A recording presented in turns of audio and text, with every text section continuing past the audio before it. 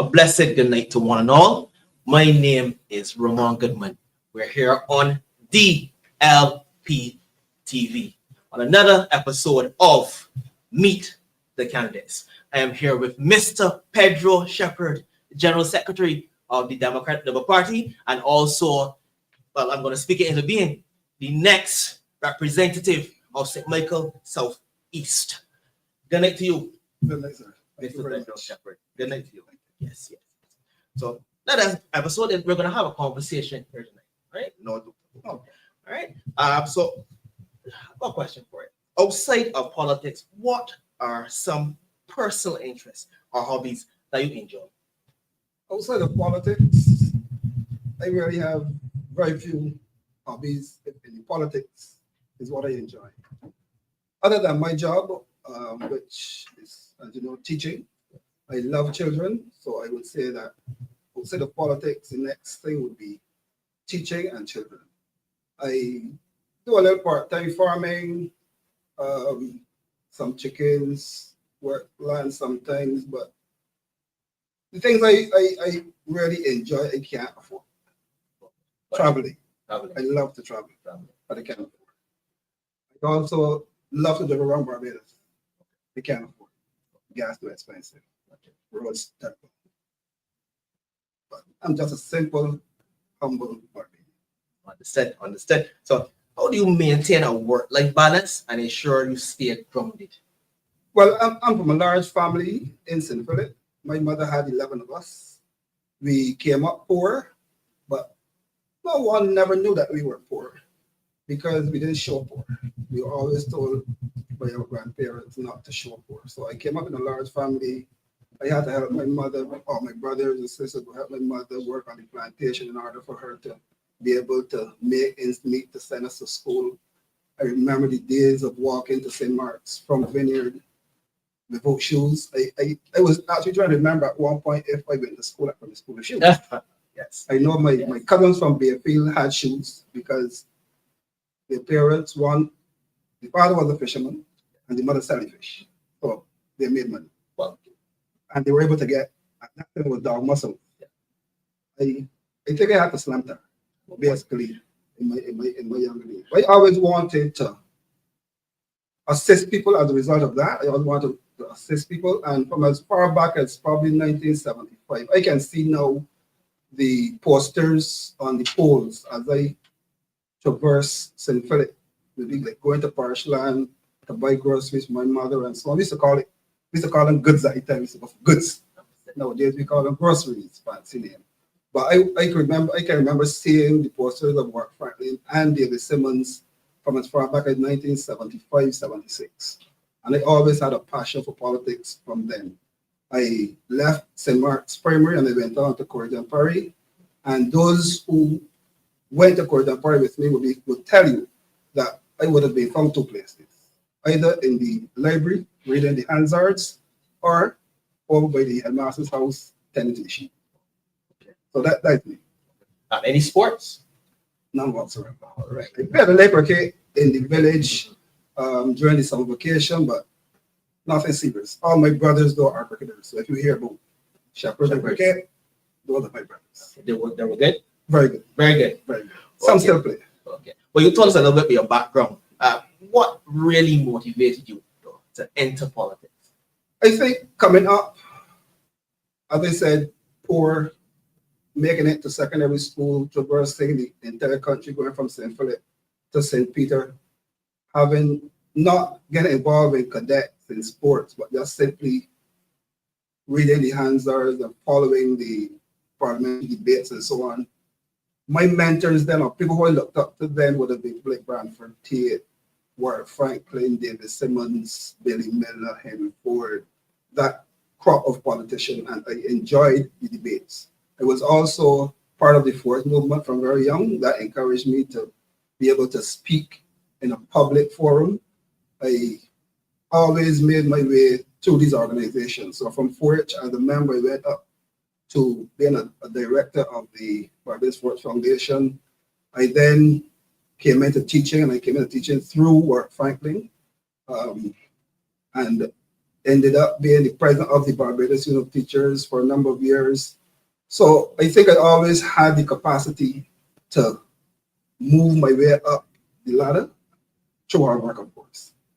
So that's basically, I guess, Through hard work and slamming tar. slamming tar. Yes, yes. I still slam some tar. I love to walk around barefoot. Yes, you love the yes, yes, I love it as well. I mean, sometimes the ground is extremely hot, so I don't know how you actually do that, but you know. Well, you get accustomed to it. I remember I had some cousins in from England in the probably early 80s, and we would always journey to tree houses spring. Yeah. We barefoot, and they want to be barefoot as well, but you know, they're coming from England, the feet soft, and the scotch on the side of the road and that kind of stuff. Yeah. Okay, so key experiences or challenges in your life that have obviously shaped who you are today. Key experiences. But I think key experiences that shaped me would have been, I believe, being honest, working hard, wanting to succeed, to see people succeed. And I think that's one of the reasons why I want to get involved in politics too, because sometimes you see people in certain conditions and you believe that you can help. You don't have the resources to help, but you want to help. And I think that is one of the reasons why I challenge my life in this particular direction. I am not one with a lot of experiences. People that tell you about their life and all the experiences. I have had very few. I am a very, people would say probably a shy person, a very quiet person. I spend most of my time with myself because I enjoy spending time with myself. So when you speak, you make it matter. I try to. Good. So how has your professional journey, you said you were a teacher, how has your professional journey prepared you for a role in politics? Well, as I said, I began teaching in 1987, and by 1996, I was a member of the Barbados Teachers Executive. And the story behind that is a rather interesting one. I remembered the president then, Jeff Brooms, going to the ministry to discuss the reopening of Eardiston Teachers Training College because it was closed at the time. And during the meeting at the union, he made some comment about the ministry not ready to resume Eardiston or something like that. And he said to him, but if you're representing teachers and teachers want to be trained, then you need to go back to the ministry and ensure that Eardiston is reopened. And being very vocal at that meeting, by the time I got to St. Margaret's in 1987, after being transferred for being fairly vocal as well, I was then made an executive member. And from then, I just continued to do what I had to do, represent the interests of people. I became a vice president of the Barbados Union of Teachers in 2003, when Undine Whitaker moved into politics and Kevin Best moved up to president. And from then, it was easy sailing. But I enjoyed my time at the Barbados Union of Teachers. I think that is one of the regrets I have. Having to, well, not having to, but the decision I took in 2022, when I entered politics, I took the decision to resign as president because I didn't want a conflict of interest. But I think I regret it to some extent because I've seen a decline in the type of representation that the union became accustomed to. Of course, there are some that would say I did not represent them well. But I think my achievements at the Barbados Union of Teachers speak for itself. Lots of passion, lots of sacrifices for that passion. Yes. And so what skills and insights from your previous jobs do you think will be beneficial in serving your constituents? Previous jobs? That's correct. I started at 19 to be a teacher, so one might say that was my only job, but I would say no. When I left Port Jampari in 1986, my first job was actually cutting canes. Yes, I cut canes for an entire crop season. I can't remember why I visited Warwick Franklin, the then member of parliament, but he asked me then if I never thought about teaching. Of course, I never did. I mean, coming from a poor background, you know, we never thought of being a teacher, we never thought of being a president of a teachers union. But I told him I never gave it any thought. He said, "Welcome to my office on Monday." I did that. He gave me a letter. Honest as I was, I did not read it. Yeah. I didn't hear back anything. I haven't taken it to the ministry. I didn't hear anything in about 2 or 3 days. So when we met up again, I told him I didn't hear anything. He asked me to come back. I went back to him. He said, "Well, look, take this here. You go down to Corridor Park. Speak to Mr. Ali, the deputy." At that time, that was his official name, formal name, but we would call him Go Ali. So he told me to go to Go Ali because they were friends and so. We went to Mr. Ali and I got the testimonial. I took it back to him at the Ministry of Agriculture. And he gave me a letter to carry to the ministry. And the next day was called by an officer from the ministry to turn up at 4 o'clock. I think it was 4:30. And I said, government department, 4:30, that sounds like closing time. So I was there from about 3:30. I waited about an hour. And then this lady, Miss Husbands, came in.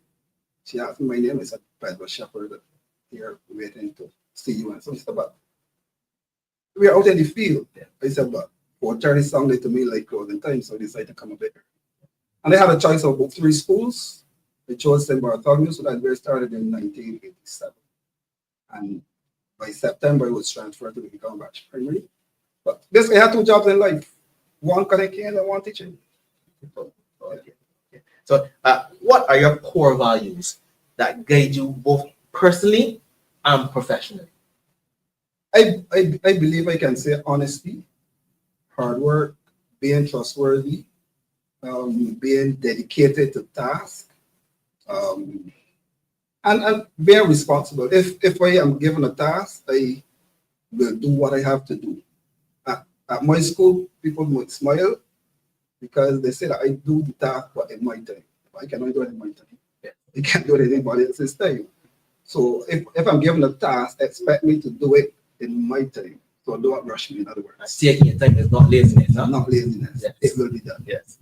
After yesterday, I had some tests. People sent tests and so on for me to copy and prepare and whatever. And by the time they came in the evening, they were there. Beautiful. And they said, "Shepherd on target." Yes. Okay, what is your vision for your constituency and how do you plan to achieve it? Well, my vision for St. Michael Southeast, first of all, is to have me as their member of parliament when the elections are called. Speaking of being, yes. Once they make me the member of parliament, I am intending to create a new St. Michael Southeast. I want to uplift the constituency. I want to be able to take the schools in the constituency, where possible,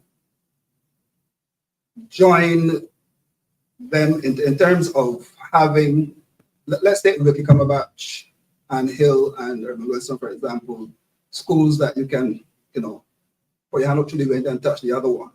So my intention is to make that campus, have those 3 sets of students interact with each other, the staff interact with each other, sharing facilities in terms of land use, photocopying stuff, even security-wise, we can look at merging those.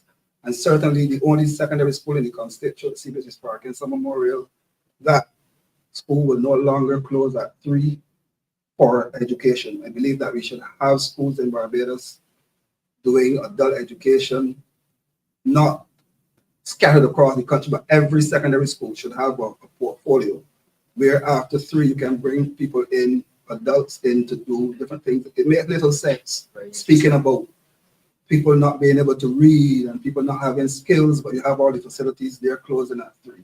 So my intention really, when I become the member of parliament for St. Michael Southeast, to ensure that the schools and the community centers are utilized in the constituency, and the members of St. Michael Southeast are given the opportunity to continue to upgrade themselves and to be able to feed themselves, to be able to harness some skills and so on, to be able to become their own entrepreneurs, maybe set up a business or 2 in the community and so on. I really have a vision for the constituency that I'm hoping that once I share it, it is not stolen.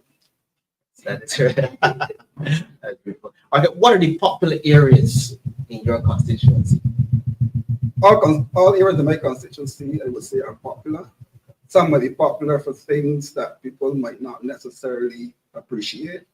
But if I look at the wealthy area, we have a business community in that area. If we look at the Commonwealth area, we have, again, some businesses, KFC, Chanel's is on the other side, Supermarket on the other side, St. Michael South Central. The schools are more down to the Princess Royal, LaSalle Terrace End. Well, Parkinson is more or less mid-constituency that is just below CBC. But my constituency, will go up as far as St. David's. Right. So, but the area of concentration obviously would quite well be, of course, because maybe about 85% of the constituency resides in that area. And the focus has to be making that part of the constituency like the rest of the constituency.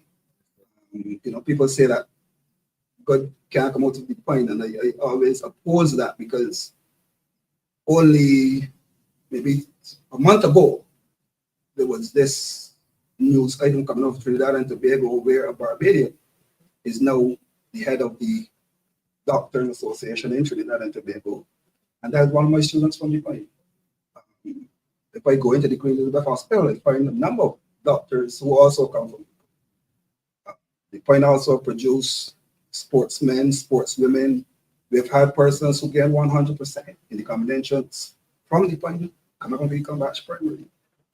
We just lost a very good person in Jackie Marshall Clark, student of the combat primary. So the point, the wealthy area, is not to be seen as an area that cannot contribute, in other words, to the country. I believe that we have made our contribution to the country, and we will continue to make our contribution. There might be one or two incidences that we would have to deal with in terms of the crime, the shooting, and so on, but we know that those are social problems, and we just have to find ways and means of dealing with those social problems. And I am going to allow the residents of the constituency, but particularly Pineville, to have a forum on the 23rd of February, which is Sunday coming, to come to Parkinson Secondary School, where they can discuss crime in the area. Because we need to find solutions to the crime. It might not necessarily be people who live in the point committing the crimes, but they might be victims of crime. And we want to be able to discuss it. So I'm using this opportunity to ask all of the residents in the Pineville area in particular, Gordon Rock, Parkinson Field, LaSalle Terrace, Princess Royal Avenue, to come up to Parkinson School on Sunday, 4:30, and let us have a discussion as to how we can improve the situation in the point. The members of the Royal Barbados, the police service, Barbados Police Service, they also have a new post in the constituency, and I'm hoping that we too can involve them in this exercise.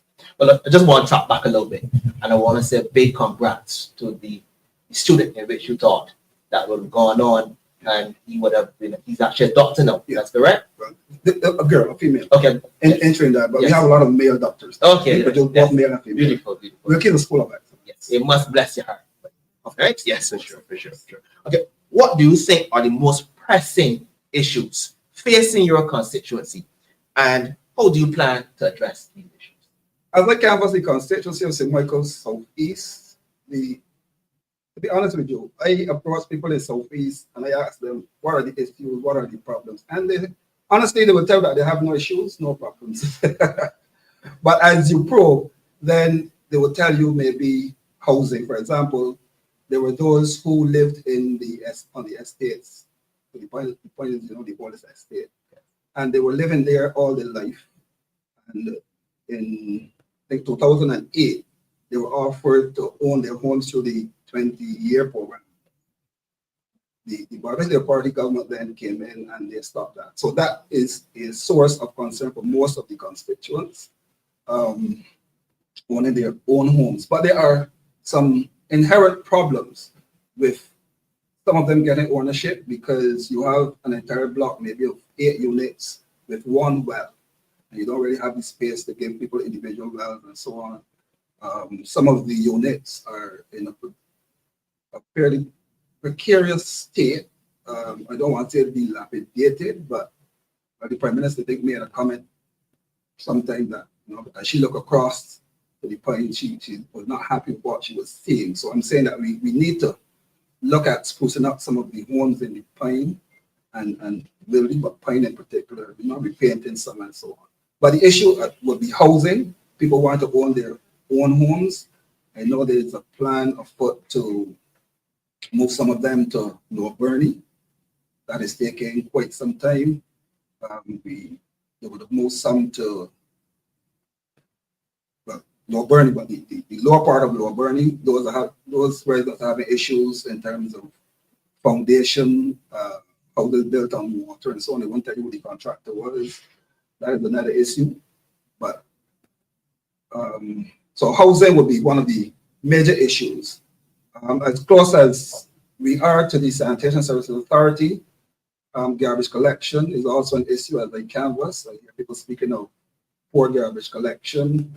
I know prior to around the 2022 general election, we made representation to have sort of a community bin in Golden Rock. And I'm hoping that we can expand that to have some more areas in the Pine where people can at least put the garbage in a nice area. It is built of blocks. It is painted. It has plants around it. So if you pass, you will know that it's a garbage bin. So I must commend Alf Padmore and the Sanitation Services Authority for that project. But we need it further down. Princess Royal as well. Very often we have people in Princess Royal, challenged in terms of finding places to dispose of, and mainly bulk waste, right? So bulk waste and garbage collection, housing, those are basically the issues. You get the occasional resident in the constituency speaking about people speeding through the areas and the need for speed bumps and so on. But as you put down speed bumps, then you have people saying that speed bumps are keeping them back and that kind of stuff. In terms of traffic. So, but I think we need to look at the housing and we need to look at the garbage disposal in the constituency. Those are the major things. Something that I believe I would have to look at as well is the whole issue of welfare. I think we have a lot of elderly people in the constituency who are struggling to pay their utility bills. And we have to find a way as politicians and representatives of the people to assist people in being able to pay their bills and be able to live by food. Of course. So how do you intend to engage with your constituents to ensure their voices are heard? Well, I currently do my walkthroughs. I canvass the constituency. I intend to provide opportunities for constituents to be able to meet me, to be able to communicate via WhatsApp, via emails. I am hoping in the not too distant future to be able to establish again an office in the constituency where persons can come and meet with me. It is going to be a challenge, but I believe that it is a necessity. And so I am going to, I'd actually approach the person that I got the office from in the 22 election, but that is not available now. So I'm searching for someplace in the constituency because I need to meet with constituents. As I canvass, people are telling me that they're not seeing the representatives and that all politicians are the same. And I vowed in 2022 not to be like the politicians before me.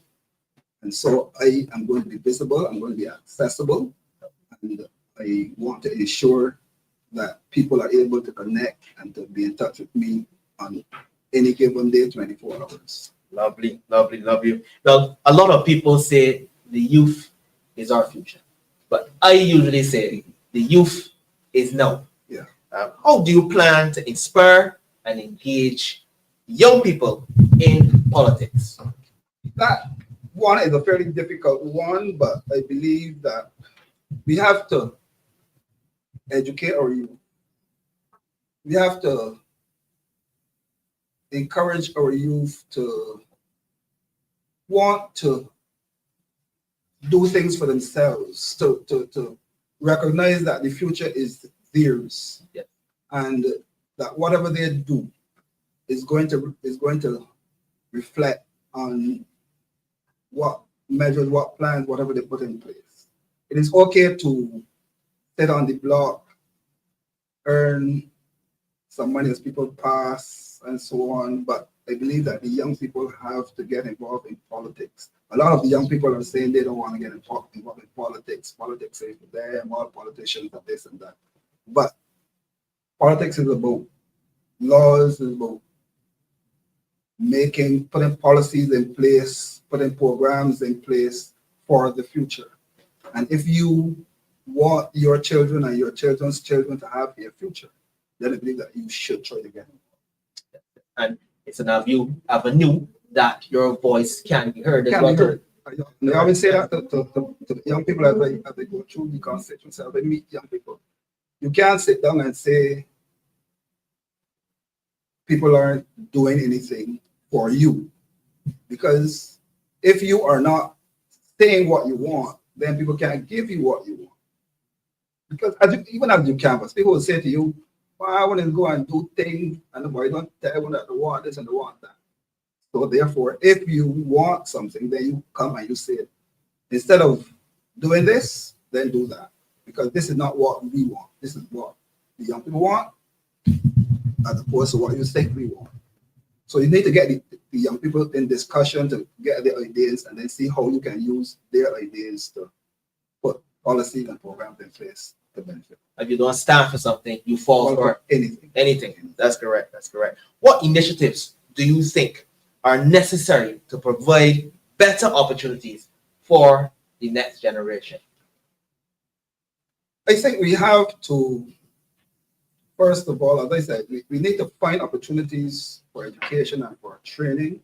We need to be able to prepare our people. I am one that believes in the land. I believe in feeding ourselves. The late Karamita Fraser always had the mantra, eat what you grow and grow what you eat. And COVID ought to have taught us that it is necessary for us to, ensure that we have land available for food, be able to grow our own food. As I said earlier, I raise chickens, I raise a few pigs sometimes. The last 2 months or so, I ate a lot of pork because I killed a pig and I partly ate all myself. I can't even last I bought chicken from a supermarket because I don't want a plastic chicken. I prefer to grow my own chicken, to grow my own pig. I see people producing lettuce in the factories. I can't eat plastic lettuce. I grow my own. And I think that we have to encourage our people to grow food, to rear animals. And it would also cut down on our food import bill. I don't know why we import fruits from overseas, vegetables from overseas. By the time they get here, imagine bringing, well, let me say vegetables first. Imagine bringing vegetables from overseas by boat. If you pick a mango today or bananas today, you put them to ripen. I ripen my bananas in a box with leaves off the womanton tree and the sweet. I don't like I call them the bright green ones that people buy from overseas that ripen with gas. I prefer to put some womanton leaves in a box, put my bananas. I should have brought some this evening. They gave away a whole set this evening. The local bananas. I believe that we should grow our own stuff. Imported, we get a lot of bad stuff. Not necessarily at the initial stage, but in terms of the shipping and the time and so on, the movement and so on, you get a lot of damaged goods and so on. You go to the supermarkets and you buy, I see people growing the grapes here now, but you go tomorrow and you buy grapes. You look on the top and you see lovely grapes, but when you get home, you see the wrong ones to the bottom because the merchandisers have to sell out. Now, if you grow your own, then you know what you in terms of the meats. Now, I know we have shortages from time to time, and you hear that people, they import fresh meat from China. It left China fresh. It can't be fresh when it gets Barbados. Yeah. What people would do then is thaw it out. It might appear to be fresh. But the Chinese are good. I see them rearing pigs into a story pens and so on. So they're good. But I believe that we need to stick to local stuff. Reducing our food import bills, saving lots of foreign exchange. And so that is one of the things that I would want to encourage my Democratic Labour Party to do once they win the next. Well, when we win the next election. So, based on what you said just now, is a possibility that we are importing plastics.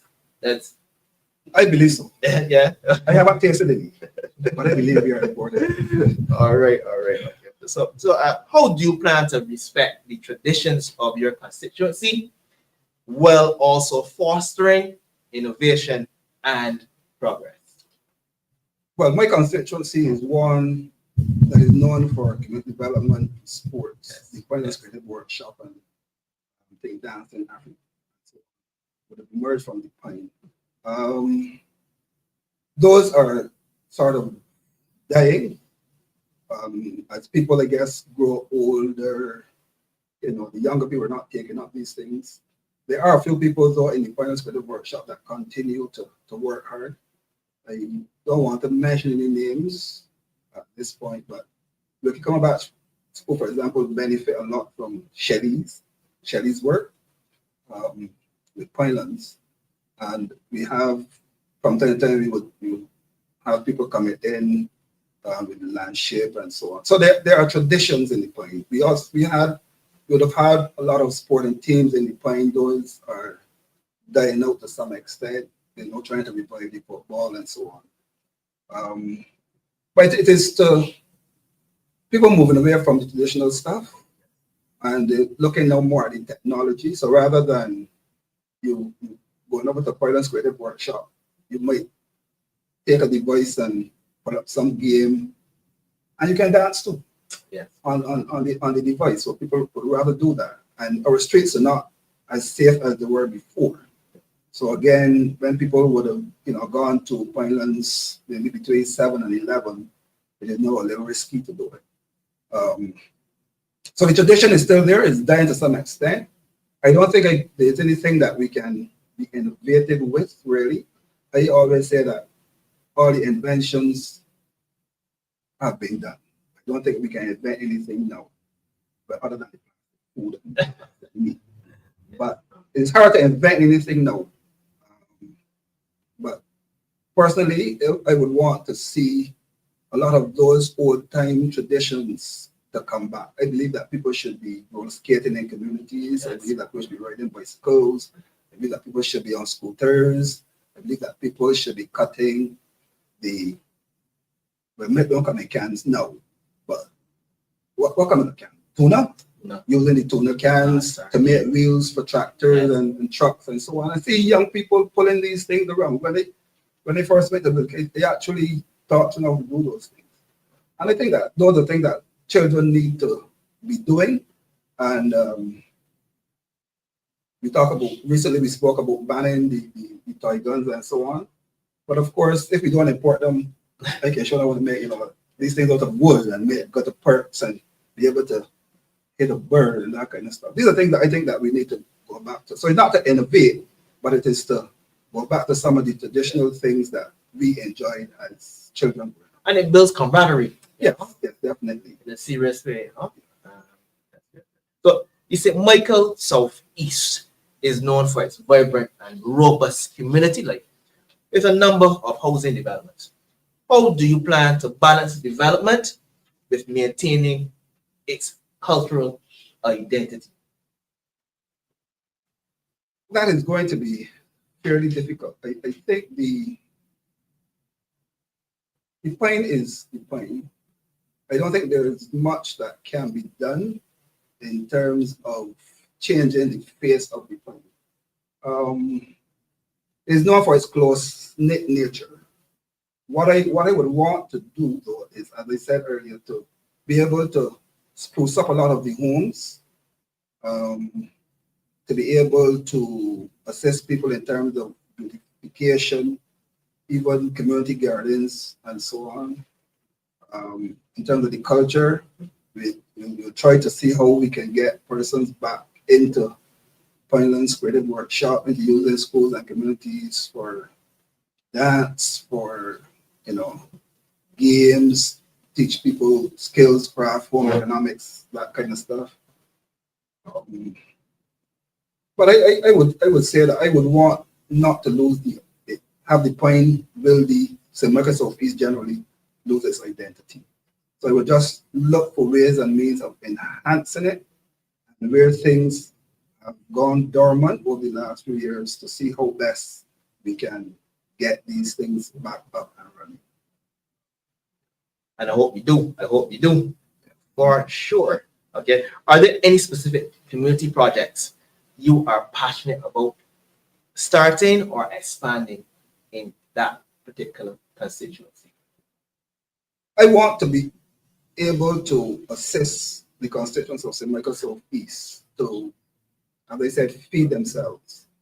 I also want to be able to drive through St. Michael Southeast on smooth roads. I also want to ensure that the young people in St. Michael Southeast maximize the opportunities for education.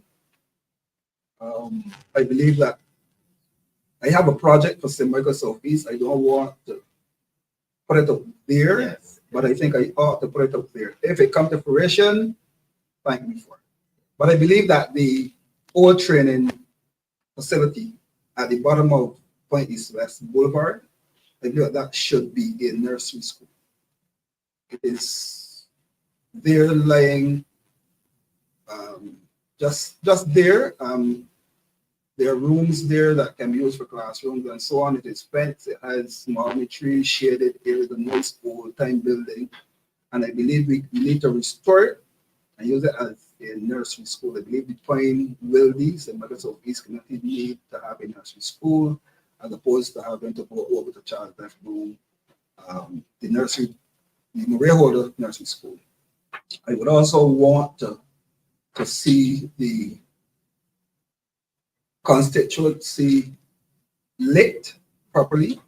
I believe that is a challenge. If we can put additional lighting in some of these constituencies, we can get a lot of night activity. Yes. The fact that our streets are so dark, people are afraid. And now with the recent decision by the minibuses and the ZRs and so on to end work early, it is going to pose an even greater risk for people who may have to leave work at 5, can't get a bus until 7, getting home at 8, and so on. They have to walk into the communities of the point. I really hope you rescind that decision.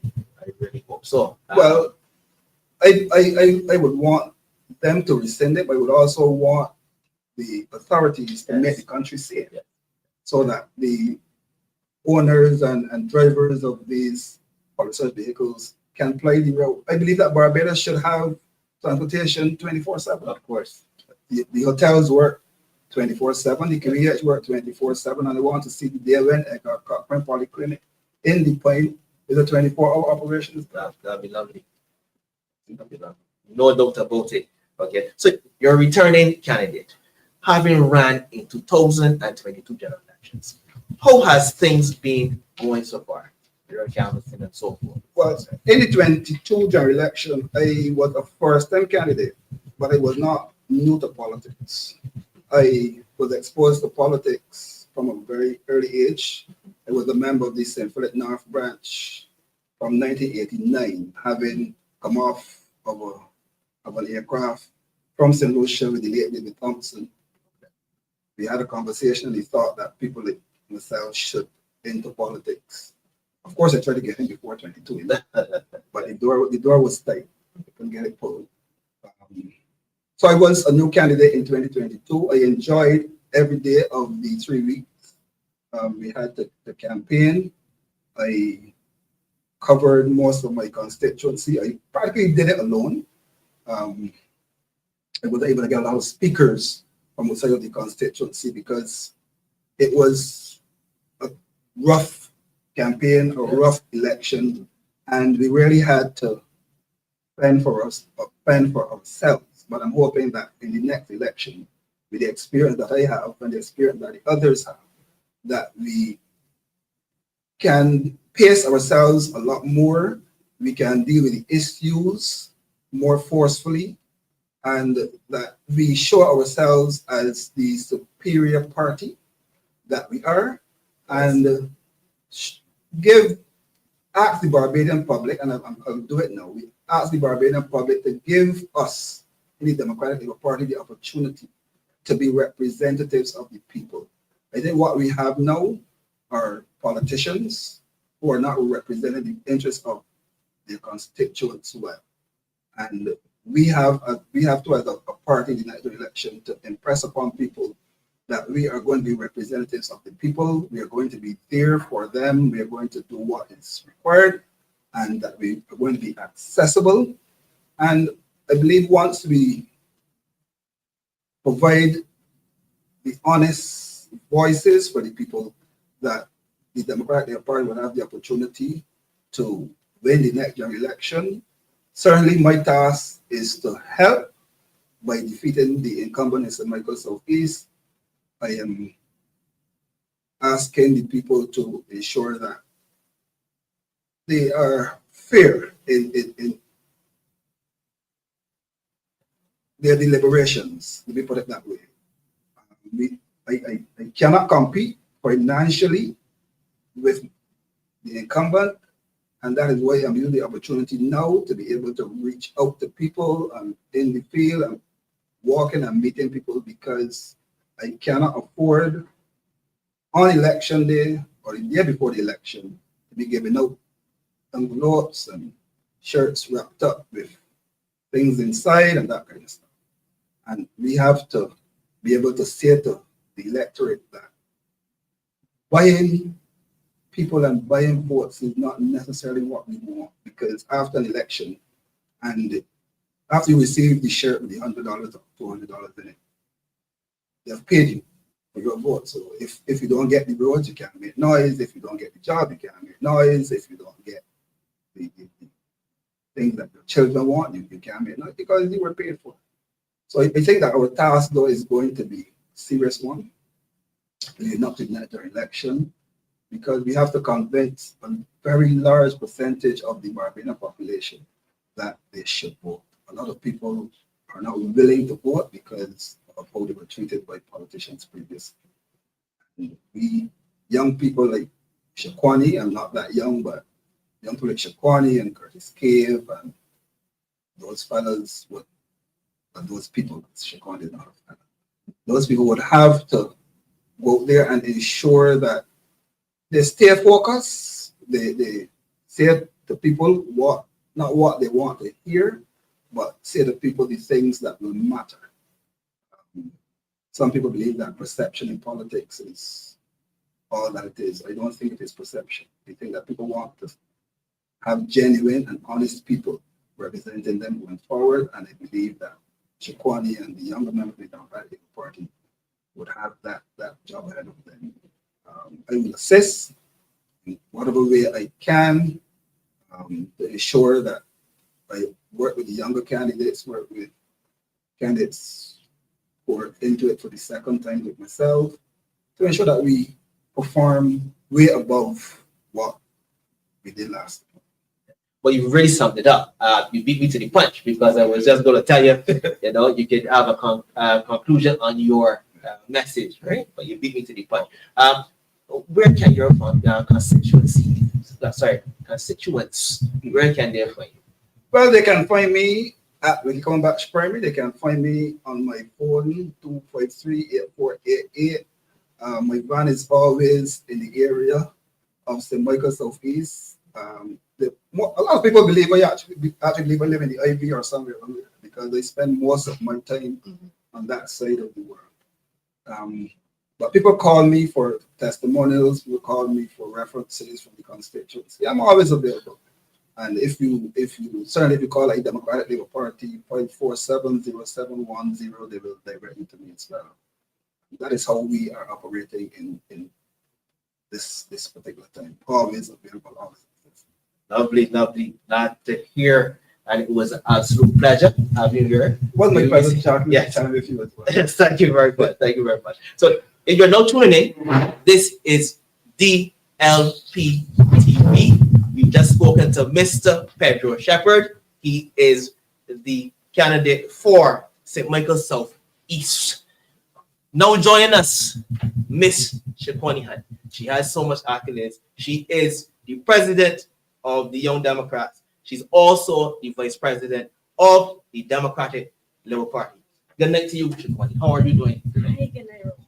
I'm doing well as always. Beautiful, beautiful. Always smiling, always energetic. I don't know where you're taking, but you would need to tell me what you're taking so you can get some as well. I don't know, faith. So many things you do, so many things you're involved in. Always efficient. So outside of politics, what are some personal interests or hobbies that you enjoy? Sure. What I would say is giving back, assisting people, working with the community, and I did all those things before I got involved in politics. That's what ended up getting me involved in politics. Beautiful. I was always involved in making sure that the people coming after me, they had it easier than I had it. Lovely, lovely, lovely, lovely. So how do you maintain? I mean, I mentioned so many accolades, so many activities you are involved in. How do you maintain a work-life balance and ensure you stay grounded? What I would say is really a juggling act. There's no particular method of my balance. Is scheduling very, very tight on my schedule. If you have seen my computer, you know that I have a very tedious schedule for every single month of the year. But what I will say is if you cannot give 100%, give at least 90% to everything that you have decided to commit to. Along with that, it is okay to say no. You will not be able to do every single thing, but maybe you can suggest somebody else who can assist the person to achieve their goal. Lovely, lovely. So can you tell us a bit about your background and what motivated you to enter politics? So you mentioned assisting people. Yes. So you can continue from there. No problem. Where should I start? Because it is a very tricky path. But I will say I started in cosmetology almost 10 years ago. I'm young, but I've been in the work field for a long time. And while I was in cosmetology, I decided I wanted to go back to school. I realized that it was not enough. While I love helping people in that aspect, I wanted to help people more. And I always had a passion for the arts, so I went back and I did visual arts. And from there at BCC, I was like, oh my gosh, these conditions are horrible. We have terrible tables. The equipment was horrible. And we wrote a letter to the principal demanding that we need better conditions for the students. I remember I told them, it didn't matter to us that we would be graduating from that particular class, but we wanted to make sure the students coming after us had an opportunity to have better equipment, a better environment, and a better working condition. And we were able to get the school to get the materials.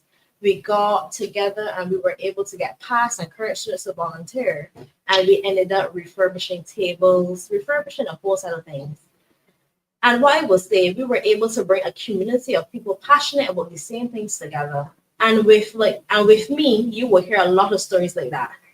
You're always an advocate, always a leader, it seems, from that tender age. Yeah. What I will say is it's very easy to seem like you're a leader because you always have a plan. Having a plan is very important when you go in front of people because they need to understand that one, you believe in what you're talking about, and it's okay to trust you because you are as much invested in it as they are. So, what are some key experiences or challenges? I know you mentioned some. If you have some more, we can then do so. In your life that have shaped you to be ready today. What I would say, growing up in the community has shaped my life. Many of the residents, we tend to see eye to eye a lot because we grow up in the same community, same struggle, same path. At the Young Democrats meeting, we recently had the public meeting. I mentioned on the platform playing in Westbury Cemetery because that was our play part. And so many people messaged me and reached out to me days after. asking me about it, and I told them, but that is the truth. We didn't have a park or a patch of grass to play on. We flew kites down there, we play tag down there, we play hide and seek down there. And it was really, when you think about what you had to go through growing up in the community and surviving it, you have no other choice to come back to that community and give back because they made you who you are. No, we went down there, Camp St. Actually, you and I, and obviously the rest of the people in the party, and we heard stories of you being in Pampers. So people remembered you being in Pampers, and already. So, What I will say, yeah. almost every single person had been in Pampers before, but yes. Having a close connection to your community is very important and keeping that connection alive. The fact that a resident can identify that they had to do that for me, that means that there's a connection there. And that's not the only story you will hear as you go through the community. Many houses, many different neighborhoods, you will hear similar stories. Because it didn't start with, I wanted to be a politician, is I wanted to help people. And those people helped me at some point in their life, whether it be small, walking me up to the gap, walking me to Saw. You have to remember the people who helped you and continue to pass on the good faith. All right. Okay. So, what are the core values that guide you both personally and professionally? One will say keeping committed to the goal and remembering that somebody younger than you is watching you. You might not be aware of it, but always be mindful that the next generation needs something to look up to. And just like me, I had someone, they need someone. So make sure that every time you step out the door, every time you go in front of a camera, you put your best foot forward at every step of the way. Glad you mentioned connection. That is very important for you. So, what's your vision for your constituency, and how do you plan to achieve that vision? Well, my vision for the community is very simple. Getting back to the community, raising the community. And with that, me and the community come together. Every time I speak to someone in the community, I always tell them, I can't do it without you. You cannot do it without me. It is a community collective. And we work on each element or each program together. For it to be sustainable, it cannot run without that. It cannot. Yes, that is very correct. Okay, so how has your professional journey prepared you for a role in politics? Well, I'm a project manager and I specialize in project execution and grant writing. So what I will say is, if you have ever organized anything, even if it's something as simple as a church activity, you know that you need to be in many places at once and be many different types of people to get anything pulled off. The goal is, if you set a standard or you say you're going to do something, you must execute it because you have already made that promise to a person. Do not make promises that you cannot keep. And from my job and the role that I do, I understand that taking initiatives to the community, everything I say that I'm going to do, I will definitely execute. Because tell you, project management, and you have to build relationships, and you have to deal with so many different personalities. There's no doubt about that all the time. So you're well equipped and prepared. Yes. Okay. So, what skills and insights from your previous job do you think would be beneficial in serving your constituents? Being mindful that every single person is different and the personalities will differ. Meaning that when you go into a meeting with them, you need to be mindful that every person might not react the same way, and be mindful that it's okay for them to not react that way. It's okay to have a difference in opinion, and it's okay for us to leave the meeting not agreeing, and that is fine. When we start looking at people as individuals, we would understand that it's okay for them to be themselves, and I encourage that wholeheartedly. So how have you been involved in your community up to this point? Okay, well, let's start about the activities we're currently doing in the community. Recently, we would have done some projects where we would have cleared some abandoned spots where the grass were overgrown, cars were on these spots. So that was a project that we did together as a community. As I went into the area and I found out from the community what were some of their issues, we started to tackle some of these issues together. And I can say the guys in the community are amazing. I do not know what people have, why people have issues with the guys on the blocks, but they support me like nothing else. For the time they see you out there, it could be a room I hold and somebody can come and ask me if they can help. And it's not like just the older ones, the younger ones. I have so many people in the community who are young, who want to help, who may be going to school, but on their off days, they will message to find out if I need anything done, if there's any projects to work on. So the message that we are moving in the community is we can't do it without them and they can't do it without me. So as we tackle each project together, we find that it is a lot easier to navigate getting these programs and the initiatives done. So that is just one of the projects. Another project we took on was cleaning up in the park. I know you guys want to know, does the government clean parks? I would love to answer that and say maybe, but I don't know. This particular park was really overgrown. I remember the first time I saw this guy on a seesaw, and I wondered, why is this guy on the seesaw by himself? Like, he's so old, just one person on the seesaw. Then when the little person went into the air, I saw that the grass was so tall, I could not see his column. And when I spoke to him, he was saying that they were complaining about the park. If they had access to equipment, they don't mind cutting the grass. And I said, well, if that's the case, okay, we will get equipment. The next day, we went out there, we had weed whackers, we had lawnmowers, we had clippers. And I don't mean like 2 or 3 guys. The guys called me from off the van. They said, well, this is the things that we need. If you could drop them off, we can start in the daytime and then we can always finish up. They will call and say, well, we ran out of gas. If you could bring back more gas. And you know what I said? This is their home too. And when you think about it in that manner, this is their home too. It's not like they're looking for something. They just want the environment where their children are playing on the evening to be safe and cleaner. And with that, we have a committed set of people to maintain a park, along with just cutting the grass. We had a lot of the park equipment damage, and we are actually in the process of repairing that. And we already have the paint to paint those sections in the park. So the community is committing to making change. I know they do have a representative. Sometimes they wonder if they do, but we know they do. And I'm hoping if they're watching, they can probably assist us with some of these duties because, as I say, we cannot do it alone. And every single member of the community needs to pitch in to get these initiatives off the ground. And this is just the physical initiatives where we actually have to go in and repair or renovate locations. This has nothing to do with the real struggle in the community, which is reading. Walking through my community, so many people have told me that they have a lot of issues with children not being able to read. Whether the children are between ages 5 to 15, they have a huge issue with that. And being that, I spoke to a lot of the members in the community and parents, non-parents, a lot of them have committed to assisting with reading programs. So in saying that, our goal is to currently launch 2 reading programs in the community. We have already got the parents and the community on board.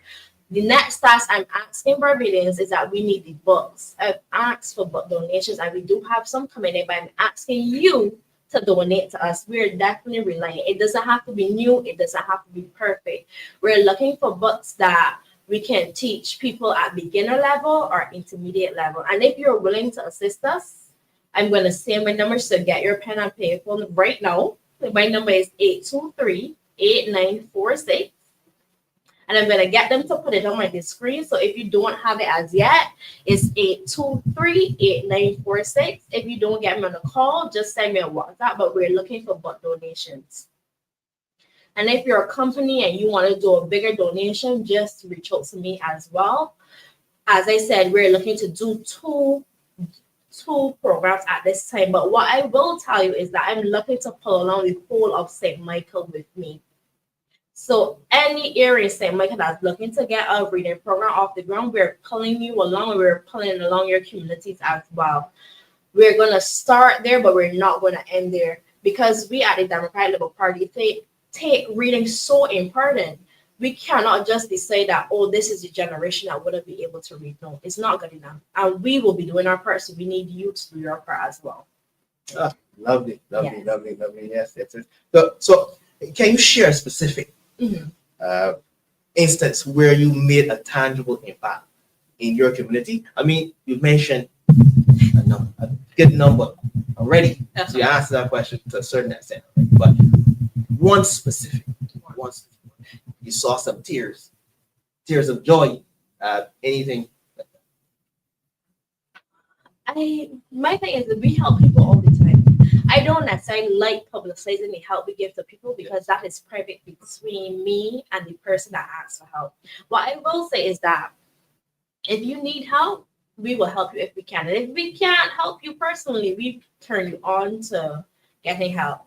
In that aspect, what I will say is that people have reached out to us saying that they need assistance with renovating their houses. And I told them, you know what we will do is I get my team, because as I said, I'm a project management by one of the projects that I manage is also site construction. So in doing that, I have a contractor on standby. So usually if any persons have issues with house repairs, what we will go in and do is go to the house, do assessment, get an estimate in, and then we will go through the authority with the government, because although I'm not the representative, I will still try to assist you in terms of going through that process. If I can get donations for you for a small project, I will. And what I will say, we have a lot of people in community with pig toilets. I mean, a lot. And in this day and age, in 2025, no person should have a pig toilet. And I know I've heard other members of the Democratic Labour Party mentioning this before. And in this community, we have a lot of pig toilets. And if the representative should then be on that. If I know about it, and I now started as the candidate for the DLP, I feel like they had more than enough time to actually make impact and changing over some of these into a regular toilet. I totally agree. In 2025, that's very interesting. It's a necessity in these times. Still big toilets. It's something. It is hard. Okay, so what do you think are the most? I mean, you mentioned a lot of pressing issues. What do you think most pressing issues currently in your constituency? In my constituency, one of the most pressing issues is the fear of crime. Yeah. I know we have a lot of stigma with the guys on the block are the ones committing the crime, but I also have a lot of issue with the guys on the block of fear of the crime. I have experience going into the community where guys are not even living outside of where they live just for the fear of they may be caught up by a stray, but they are caught up in something that they don't want to be involved in. They really just go there to relax, spend time outside of the house, but they don't want to be involved in crime. And because of the current state of crime in Barbados, there's a stigma on them because they're on the block. They're a part of the issue in crime. And for them, that is a real issue. A lot of them are trying actively to get jobs, going through the whole process. Yes. And at some of the end of that, they don't even know why they don't even get the job. So we're actually in the process of assisting some of them with the CVs, getting some of them who own their own business to like expand the businesses into a more corporate level. So it's going to take a while, but we're hoping that we can work with the government. We know the DLP's Commission for Crime will be issuing a report soon. And with that, I am hoping the government can take some of those ideas and solutions to actually make change to the current crime issue in Barbados, because it's really impacting us at the ground level a lot. The fact that people are so afraid to sit on their step is an issue. I remember times walking at night, just outside as a child. Now you're having issues with children walking to the shop. When you look outside at 5 o'clock, it's getting dark. Hardly any people are on the road. I drove through my own neighborhood in a different car, and the people from my neighborhood start to walk towards the car. They start to look to see what was going on. When they noticed it was me, they was like, "Oh, you can't be too sure." So imagine they're just sitting outside waiting, eating bread, waiting for the bread van, drinking drinks, and they're so afraid that an unusual car coming through the gap may be a drive-by, because it's happening to people who are not involved in anything. They just happen to be the wrong place, the wrong time. And with that type of fear in society, we have a lot to worry about. I had an 18-year-old trying to help his family because he has a young child, and he started to sell bottled water at the side of the road. He went out one day, and I asked, "So why are you not going out anymore?" And he said, There's so much violence in the road, so much thieving and stealing. It's safer for me to be at home. I was like, but you were on the outside, wondering how unsafe could it be? And he said, but I saw somebody got robbed, so I decided it didn't make sense going back outside there. I would just stay home. So imagine he tried to help himself, but the environment was so unsafe, he decided that it wasn't worth losing his life. So young people now have to tackle between staying alive or providing for their family. How do you choose between the two where both are so vital? Well, it was a crime and remiss of me not to mention you are the spokesperson for Yes. big issue, youth and jobs. Huge issue. You know, you see plethora of ads in the paper that said jobs, but then when you go there and you ask the question, what is going on regarding why you're on the road, why are you not in a workplace? Okay, we have a couple of issues. Mhm. The Ministry of Youth would have just launched this opportunity where you can submit your CV to go to the job fair they would have had for job opportunities for police officers or firemen. Before I sent it out on my WhatsApp to my contacts, what I usually do with these things, I click the link to see if it's working to make sure people don't have issues when they go on it. I clicked the link, it told me, unfortunately, they're at capacity. This was 14 hours after they posted this. I saw people in the comments commenting saying, the link is already full. What should we do? This was only 14 hours after they posted. And it made me wonder, what was your capacity? Because I can understand you have a certain amount of jobs available, but what was your capacity to interview? Because it can't be cut off on the interview limit. And I keep hearing them saying that we have a low turnout rate for people applying to be police officers. So how can you shut down the capacity?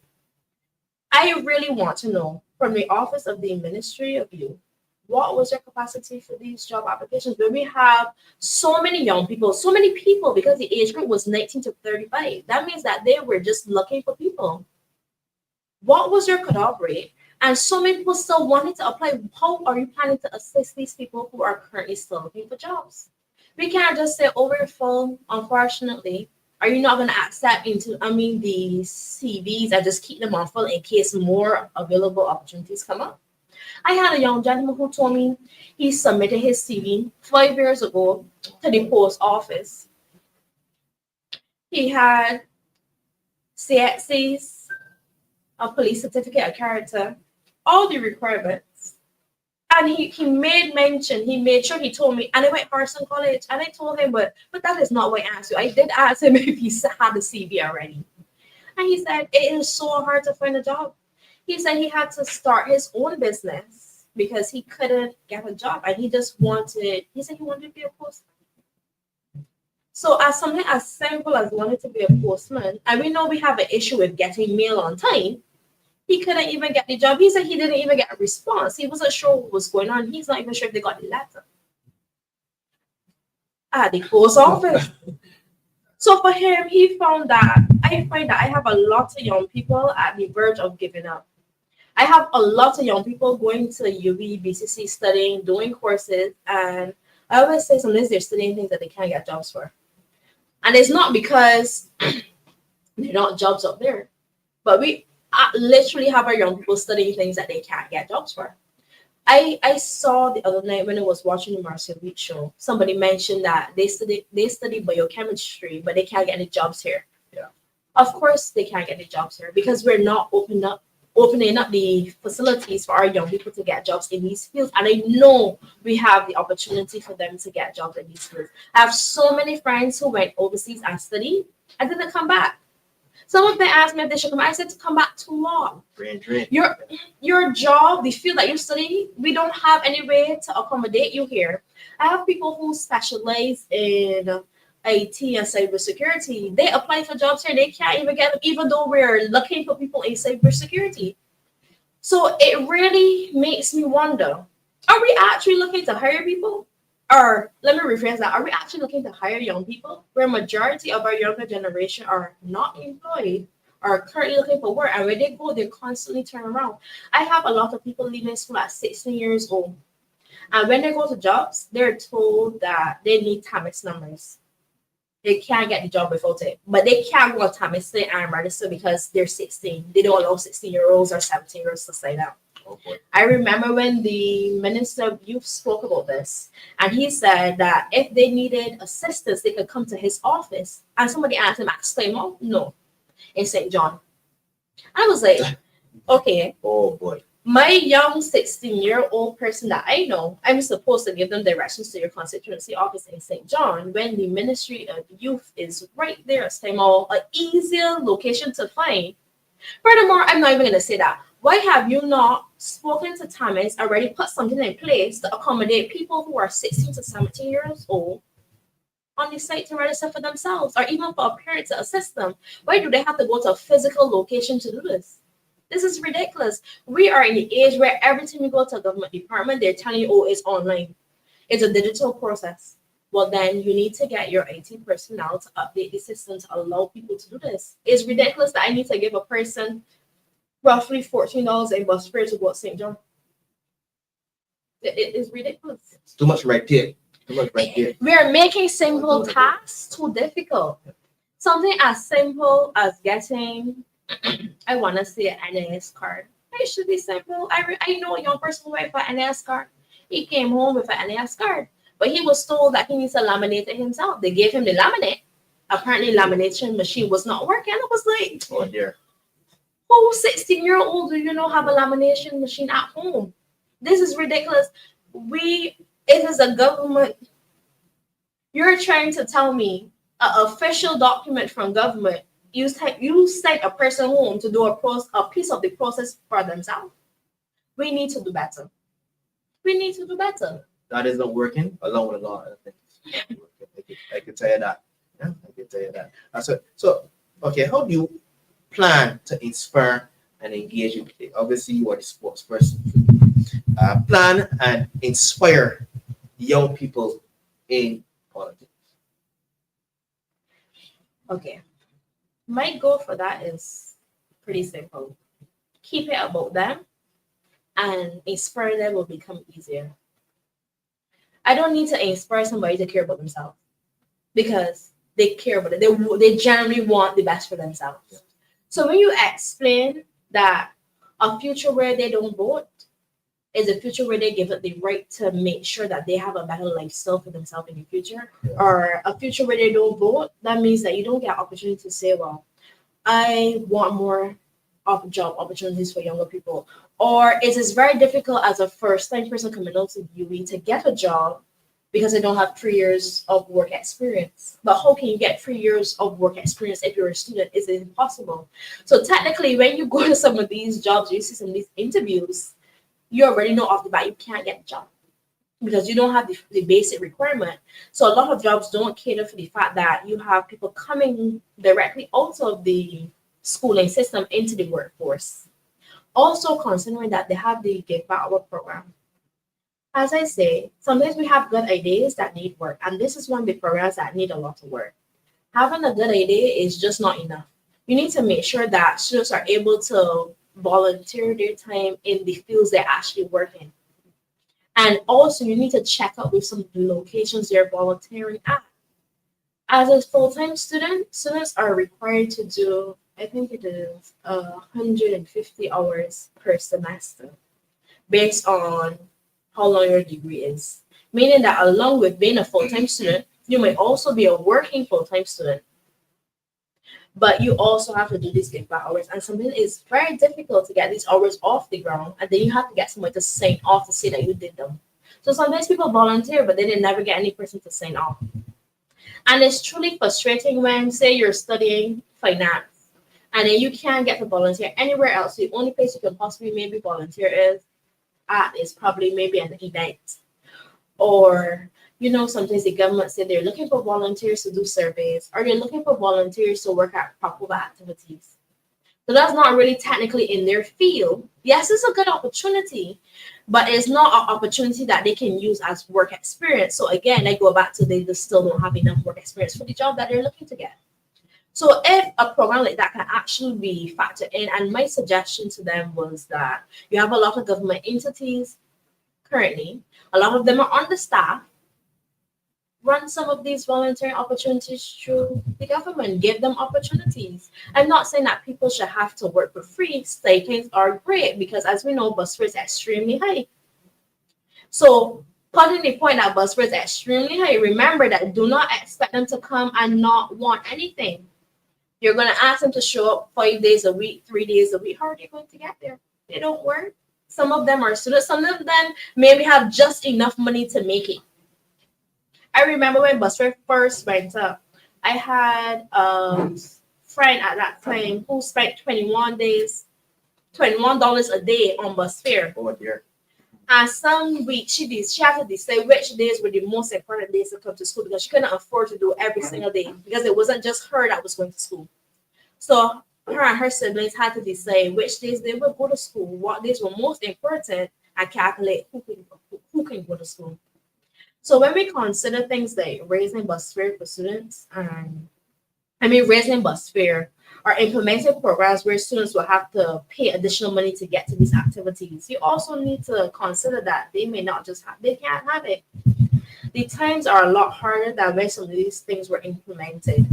I went to the supermarket recently and I realized mixed meat went from $4 a package to $7 a package.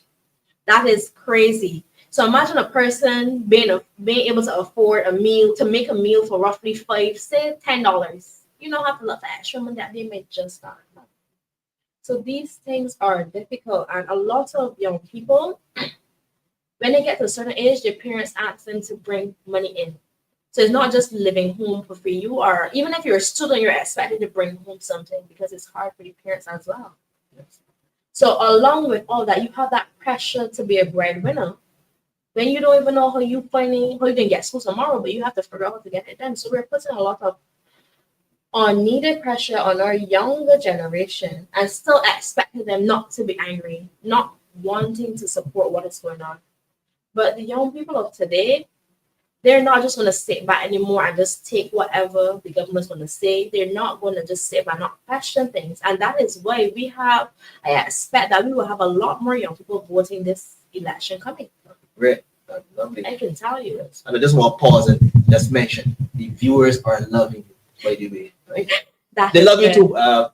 They love you too. They love you too. They love you too. No doubt about it. We love you here. Yeah. So what initiatives do you think are necessary to provide better opportunities for the next generation? Oh gosh. Shall I start with the initiatives the government already have that can be fixed, or should I start with new ones? But you know what? We'll see. We don't need to reinvent the wheel to make something work. We just need to make sure the wheel is round and it can spin. Because that is the problem with some of these government initiatives. We have an idea and it's not quite ready for the public, but they still started without thinking through the whole process. What I will say is that young people need opportunities. Again, watching the Marcia Week show, I saw a young person ask, will we, the DLP, implement grant opportunities for UWI students? And I said, well, the government is currently in power.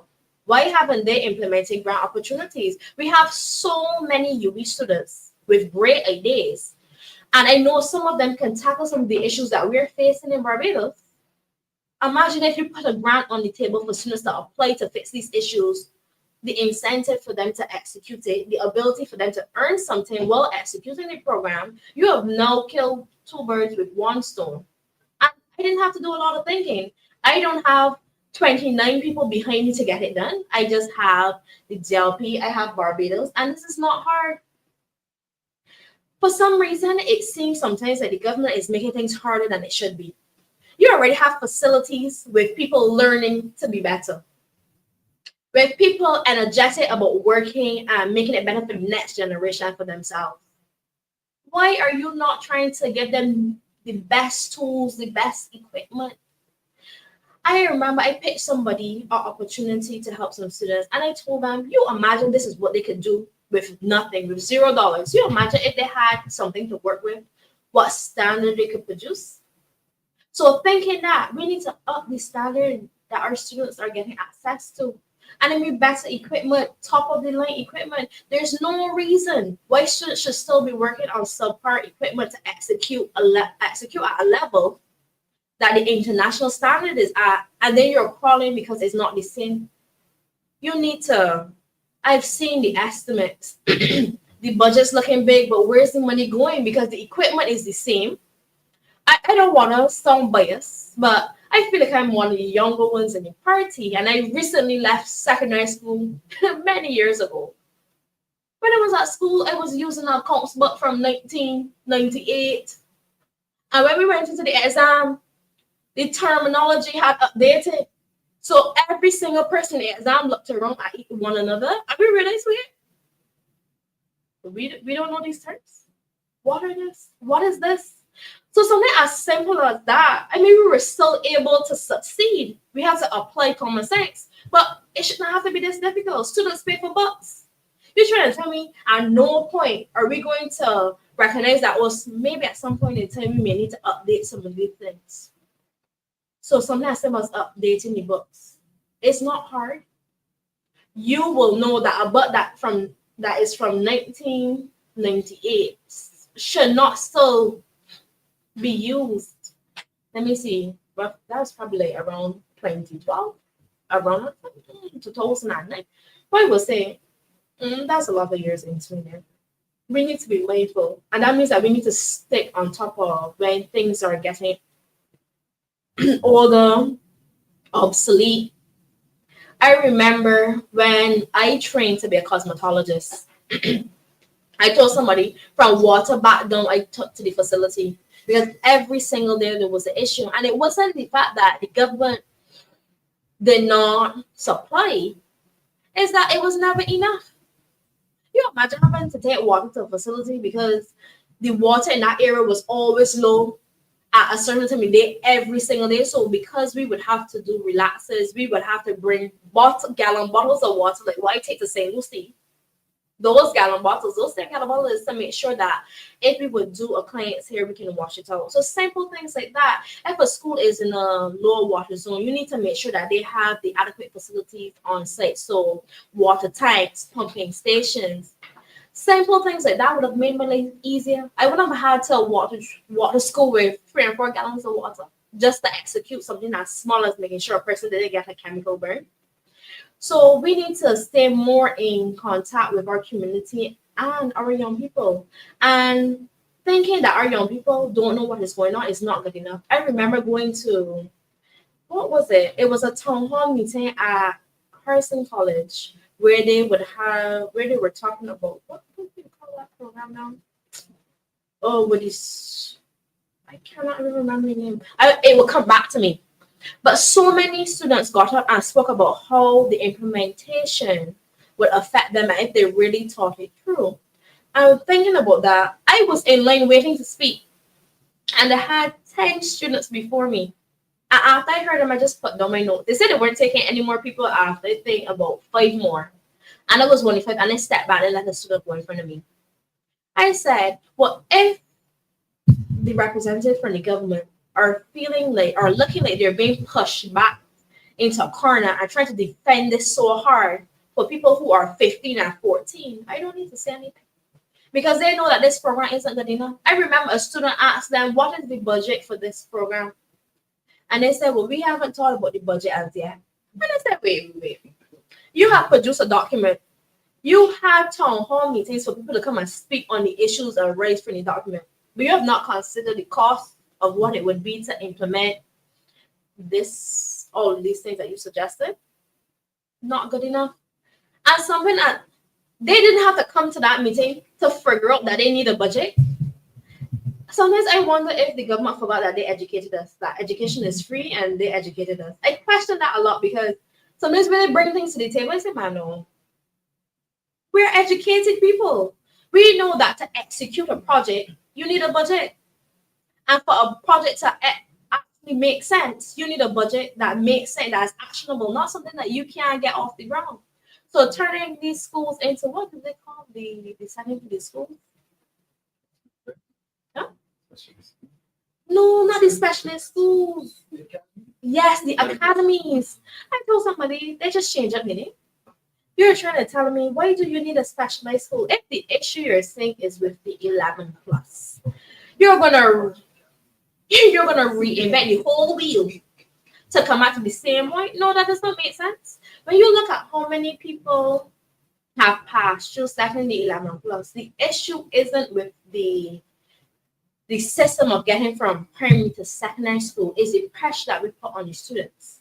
And I said the pressure we put on the students because we have to consider that these are young people and pressuring them at that tender age is difficult. So maybe instead of putting all the pressure on them, then that is not what we should do. We need to evaluate how we may give the exam to the students. I remember the day when I said 11 plus. I asked my grandmother, are you coming to the school with me? Is anyone coming with me? She said, do I go to school with you on a regular basis? I said, no. She said, exactly. Why do I need to come with you when you're doing the exam? Go to it like you're going to school, and then there's no pressure. I said, okay. And that was it. I went in and it came out. So when you think about the added pressure that you put students on, why can't we just do it at the regular schools where they go to school every single day? Maybe just ask the rest of the students not to attend. That has already cut half of the pressure. I remember doing it at Combermere. I was so nervous. I've never been to a school so big. I didn't know how to get to the washroom. It seemed like, oh, the desks are so big. Everything seemed strange. So imagine something as simple as changing the location of where the students are doing the examination can already take half of the pressure off of them. And I didn't have to wait till I got into government to come up with that idea. It's simple. We need to stop overthinking some of these situations and start just using our brains, utilizing the free education that we will say our forefathers have given us. And Barrow, go back to the Barrow. I know people always complain that we mention Barrow too much. But one thing we can definitely be grateful for is that he gave us free education and we need to utilize it. We don't need to, as I say, use a square wheel to get programs off the ground. We just need to use our brains. And even though an initiative or suggestion is coming from the party in opposition, that doesn't mean that it's not good.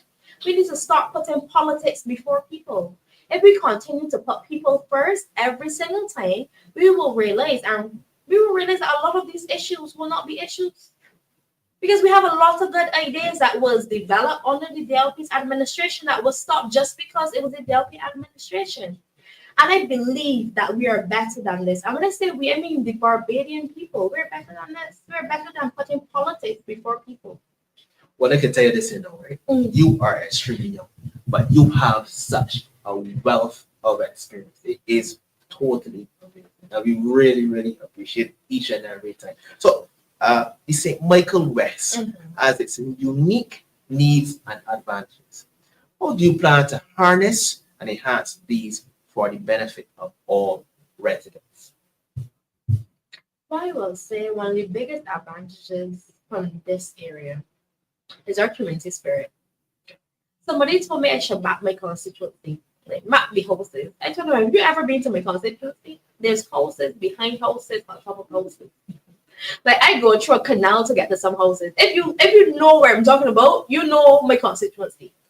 We go through the back of canals, go across pieces of wood. We home. I know somebody, if you've never ran through the canal, not even on the wood, just in it, you don't know where I'm talking about. So you're not from out there. And what I will say is that the biggest thing is our community spirit and showing up for each other. What I will say, we had the Democrat spot meeting out there, the public meeting. A lot of people told me the days afterwards, I had a lot of residents coming up to me. Man, I can hear you from inside the house. It was so clear. It was so good. I didn't realize that your voice was so strong. And you were just identifying so many issues in the community. And I said, somebody asked me, "Will your next meeting with me?" I said, man, I can keep it posted. We will have a next one. Don't feel like this is the last meeting. Know that we have told you what the issues were based on what you told me. It is putting the pressure on the representative to get some of these issues fixed. We will do our part, but they must do their part as well. So our biggest thing in the community is the community support and coming together to get something done. Beautiful, beautiful. What strategies do you propose for economic and social development in that constituency? Well, what I will say is that we already started. Let me just put out there, we already started. We're not going to wait till the bell will be rung. We have started. Nobody wants to not have money. Nobody wants to not be able to pay the bill. And at this point, even people with jobs looking for jobs. Can you imagine that? You have a job, you're still looking for a job because you can't afford it. So in saying that, taking my 10 years of experience being an entrepreneur, owning my own business, we're now bringing that into the community. Everybody will not own a business, but you know what? Everybody knows how to hustle. And whether that hustle is your everyday, where you're just working a little bit extra overtime, or you may be working along with somebody who owns a small business. I have a guy in my constituency who owns a landscaping company. He doesn't have a vehicle. I said, but does anybody else in the community have a landscaping company and that drives a vehicle? Maybe you guys can come together, and then instead of having the issue with not having a license, not having a vehicle, have a partner who has a license, who have a vehicle, and you have now solved one of the problems that you had. You can now get to locations that are further than within the constituency. He also mentioned, man, I want a little bit more job. I said, well, there are a lot of companies in the area. What you can do is get your shirt done. We can get the shirt done. We can get the business cards. We can approach the companies and you can let them know, well, I want to cut your grass. I can come every 3 weeks. This is the day I can do for you. If you want to see what my work will look like, this is what it looks like on my Instagram page. So some simple things to help people who have existing businesses, make them more efficient, more sustainable. We're already started. And we will continue to start it. In terms of, what is the next element that you were asking me about? I've asked you about economic, social development, economic and social development. Social development. I don't want to let too much of the vibe because what I will say, we're already, in my community, we're already doing a lot. So I will say on the other side, they need to catch up to me. But as we continue to do a lot, one of the things that I find is at the heart of my constituency, they love football. When I say they love football to the fact that they're playing football in the road. We had to reach out to one of these schools because they were having issues getting access to the school. But that issue has now been fixed and they can use the school. But walking through the community, from the 35-year-olds to the 5-year-olds playing football in the road. And I don't mean like in a big road. It is like the size of a cart road, but paved with water in the gutter. They love it so much that they found that even if they didn't have access to a pastor, they didn't have access to a field, they didn't have access to the school, they meant that they wanted to be outside, they wanted to be within the community, so they found a way to be out there. And with that, one of the things we're looking to do is get some football programs off the ground. We already have committed coaches.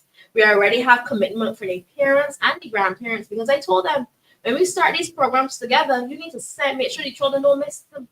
Make sure they come out, and I will do like what my former lessons teacher used to do. When you don't show up, call the parents and find out, where are you? We're waiting until you get here. And that's what we believe.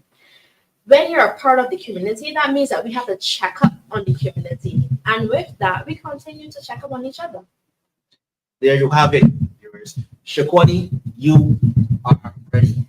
Viewers, we are ready. Shaquani, we are ready. We are ready. No. Any last words for your constituents? What I will say is, not only my constituents, because I believe that Barbados is watching me. Barbados, yes. Barbados, I am still accepting donations for these butts. As I told you, we have a mission to get this program off the ground, and I cannot do it without you, and my constituency cannot do it without you. We're looking for butts. The number that you can call or WhatsApp is 823-8946. Say it a little slower. Once again. 823-8946. What I like to tell people, make sure you have your paper and pencil with you, because you need to take notes. We will come back at the end and ask you if you have the number. If you don't have the number, and for those who have it, put it in the comments so other people can guess it. We are definitely looking forward for you for assisting us with getting this initiative off the ground. Beautiful. There you have it, Miss Shaquani Hunte. I just want to pause for a second. I want to thank the Honorable Opposition Leader, Mr. Ralph Thorne. He has been in Parliament. He has been championing our cause in a serious way against all of them, right? And against all odds. So I just want to take some time out, and I want to say a heartfelt gratitude. Now, we have another special guest, Miss Maxine McClean. I just want to make sure that we have good volume and everything. Good night to you, Miss Maxine McClean. Good night to you, to General Secretary Pedro Shepherd, and to Shaquani Hunt. I was listening to part of what you said, and Ramon, as usual, you're doing a good job as host and chairing the proceedings, so to speak. Thank you very, very much. So you've had a distinguished career, including roles as former minister and leader of government business in the upper house. Could you tell us a bit about what the experience was like? I'll start with that question first. What was the experience like? Well, the interesting thing, it was a challenge. I came to that in what I would say in having done a whole set of things, which I thought came together in a complementary way to make it a lot easier. So while it was challenging, and I would say that my years of teaching at the university, I served on a number of corporate bodies. I spent many years as a volunteer in the credit union movement, and so all of these things. And like Shaquani, I was an entrepreneur at one point. And I don't mind giving you the years because I am not shy to tell people my age. And I say, well, stop telling them when to stop saying, but I spent 17 and a half years teaching at KFL. The half year was because I went to teach for one term and spent an additional 17 years full-time teaching. After I left full-time teaching, I started my own consulting firm, and I worked for 10 years. And during that period and before that period, I served on the board of the Goddard's group of companies, Goddard's Enterprises Limited. I was chairperson at one point of the Bridgetown Cruise Terminal, serving on that board for about almost 15 years on the stock exchange and some other things. I was a director of two commercial banks, CCB, as it was called, Caribbean Commercial Bank, which was then taken over by RBTT Bank. And I was doing that kind of thing until I was asked to join the cabinet. So the beautiful thing about that, as a lecturer in management, these things came together. And so when I was invited by late Prime Minister David Thompson to join the cabinet as a minister in the Prime Minister's office, I also would have started my work life as a clerical officer at the welfare department, in the accounts department. So I knew something about government. I was involved in NGOs. And so I think that I was able to bring a diverse mix of experiences and experience as well, experience and experiences in the difference that I had years of acting and, working in several areas. And then I had many occasions to be part of several things, which gave me multiple perspectives. The challenge came, however, as leader of government business. Our first sitting, if you remember, we came into office in 2008 in January. The election was January. And so the government came into the estimates debate. That was the first sitting of Parliament that I attended. And if you look at the rules, the standing orders, the person who leads off the debate has 2 hours to speak. And so I spoke for 2 hours. It was a little daunting, but what I was able to do was draw on my years of teaching. So it's been an interesting experience in relation to the Prime Minister, being a minister in the Prime Minister's office.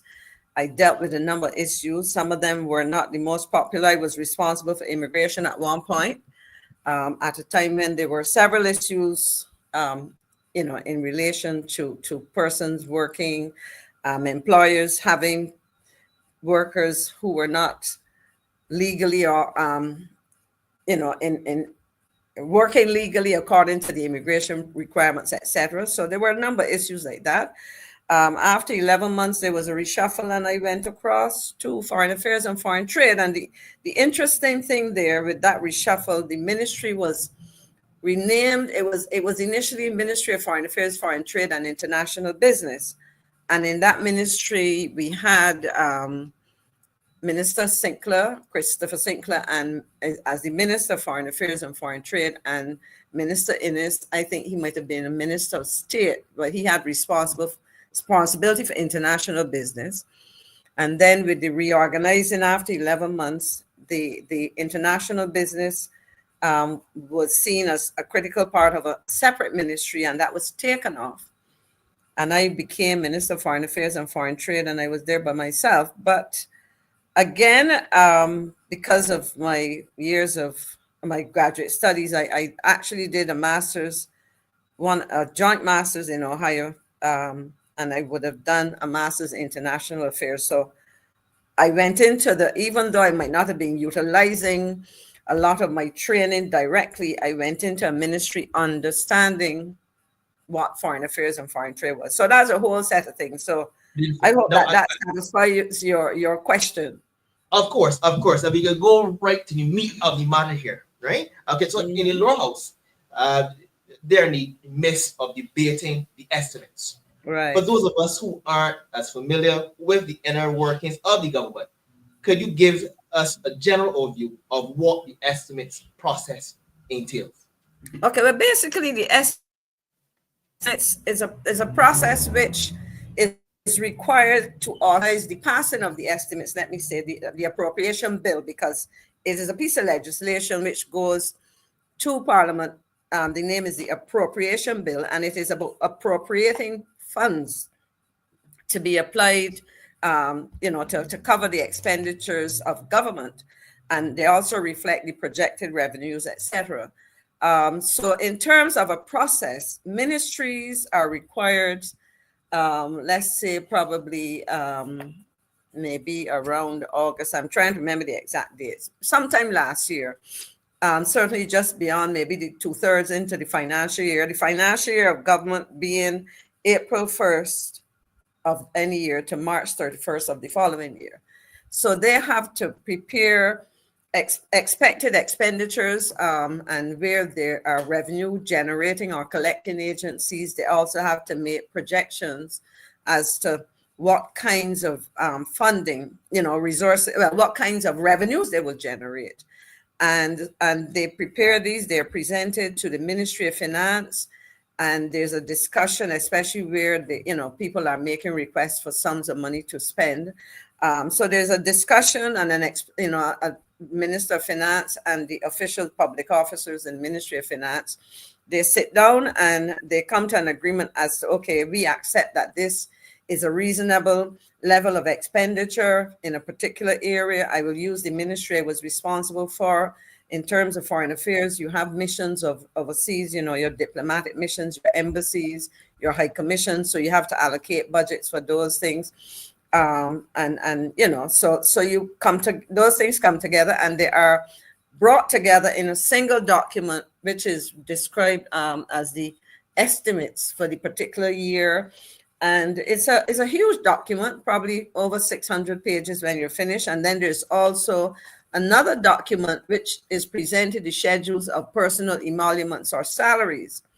So you can see what salaries are being paid. Now, having prepared that, it has to be approved by Parliament. But Parliament, it goes to the House of Assembly, and we are seeing that process now.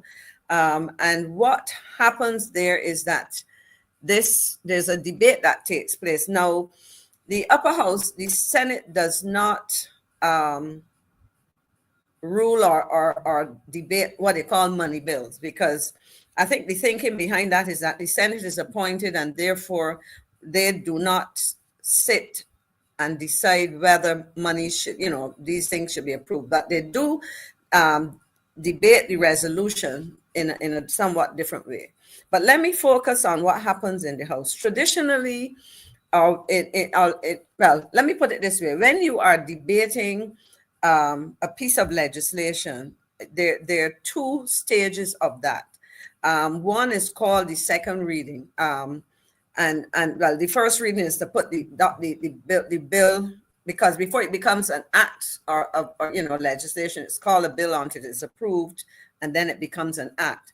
But there's it is presented, that's called the first reading. So you would, for example, here in the House, somebody said, beg to move the first reading of the appropriations bill. That probably would have been done sometime last week or week before. I'm not sure. I didn't follow which date was done. But it then comes to Parliament, and there's a debate. Now, in this case, the Minister of Finance will probably start off in the traditional way of doing it, start off the debate. And you start with what are called second reading speeches. And they typically are what that is. So people will talk about the general issues. Let's say if you're Minister of Foreign Affairs, the general issue of Foreign Affairs, Barbados's relationship with, if the minister were in the House of Assembly, what's happening in the current international arena, what's happening within CARICOM, etc. And have those general discussions. Once those second reading speeches are done, the next stage in the House of Assembly would be to go into what called committees. And that's where I would say, to put it simply, you dissect the contents of the bill. Now, in the context of the estimates, that committee stage is called Committee of Supply, because they are, and I hope I remember all these things, because remember I was in the upper chamber and I don't have a copy of the standing orders of the House in front of me. But it goes into Committee of Supply where people start to discuss it. Now, traditionally, if you recall, over several administrations, both Democratic Labour Party and Barbados Labour Party, the estimates debate tended to be a long series of second reading speeches. So MPs will get up and speak, and oftentimes some would use it to speak to their constituents and update them, etc. The challenge with that, if that process happened, was that you did not, because there's a time limit over which the estimates have to be debated and passed. So in essence, what would happen is that when you got into the second reading, the committee stage, where you, as I said, you would start to look at the details of the estimates. For example, how much money is allocated in the Attorney General's office for, and I would use an example that's very, very topical, and as you would have heard, and certainly it was raised by the leader of the opposition, the peace program. You may want to look at how much money is allocated to support the work of the Barbados Police Service, or whatever the case may be. And this evening they were talking about people empowerment, and the minister would have spoken and was questioned about how much money would have gone for care of the elderly, and whatever the case may be. And so it was felt that that's how you dealt with those things. In 2019, this administration decided that they wanted to change the arrangement, because they were making the case that there needed to be greater debate and discussion of the contents of the estimates. Now, you can do that by managing what I would call the second reading speeches. So you could say it as leader of government business in the House of Assembly, and at your parliamentary group meetings before, you could decide and impose some discipline and say, look, we really want to delve into these things, and therefore we will limit the second reading speeches and spend our time focusing more on the content. Now, and I certainly agree with that. One of the things, though, that was decided was that rather than have the members of Parliament, your cabinet members, be the ones to be responsive to, to speak to these things, there was a decision to bring public servants into the well of Parliament. Let me just backtrack to say that the expectation, because we did have in 2018 an anomalous situation where there was a 30-0, and then we had Reverend Atherley become leader of the opposition. So you had a one-person opposition in the House of Assembly, and that allowed for the appointment of 2 senators.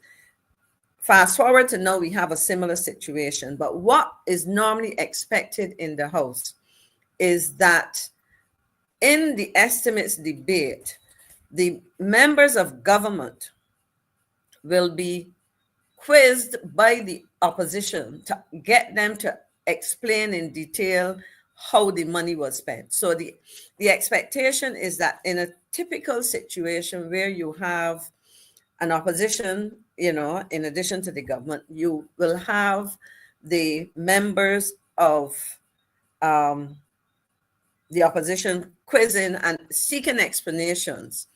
And let me just say, Ramon and Pedro and Shaquani, if you want to stop me at any point to explain something, you can do that. To ask anything, that's okay. You don't mind asking a question now? All right, go ahead. Yes, I noticed that the estimates, if you look at the estimates, though, they are fairly similar year after year. And I wonder what is the real need to bring the public officers in the parliament, in the well, as we call it. I know the parliamentarians have immunity.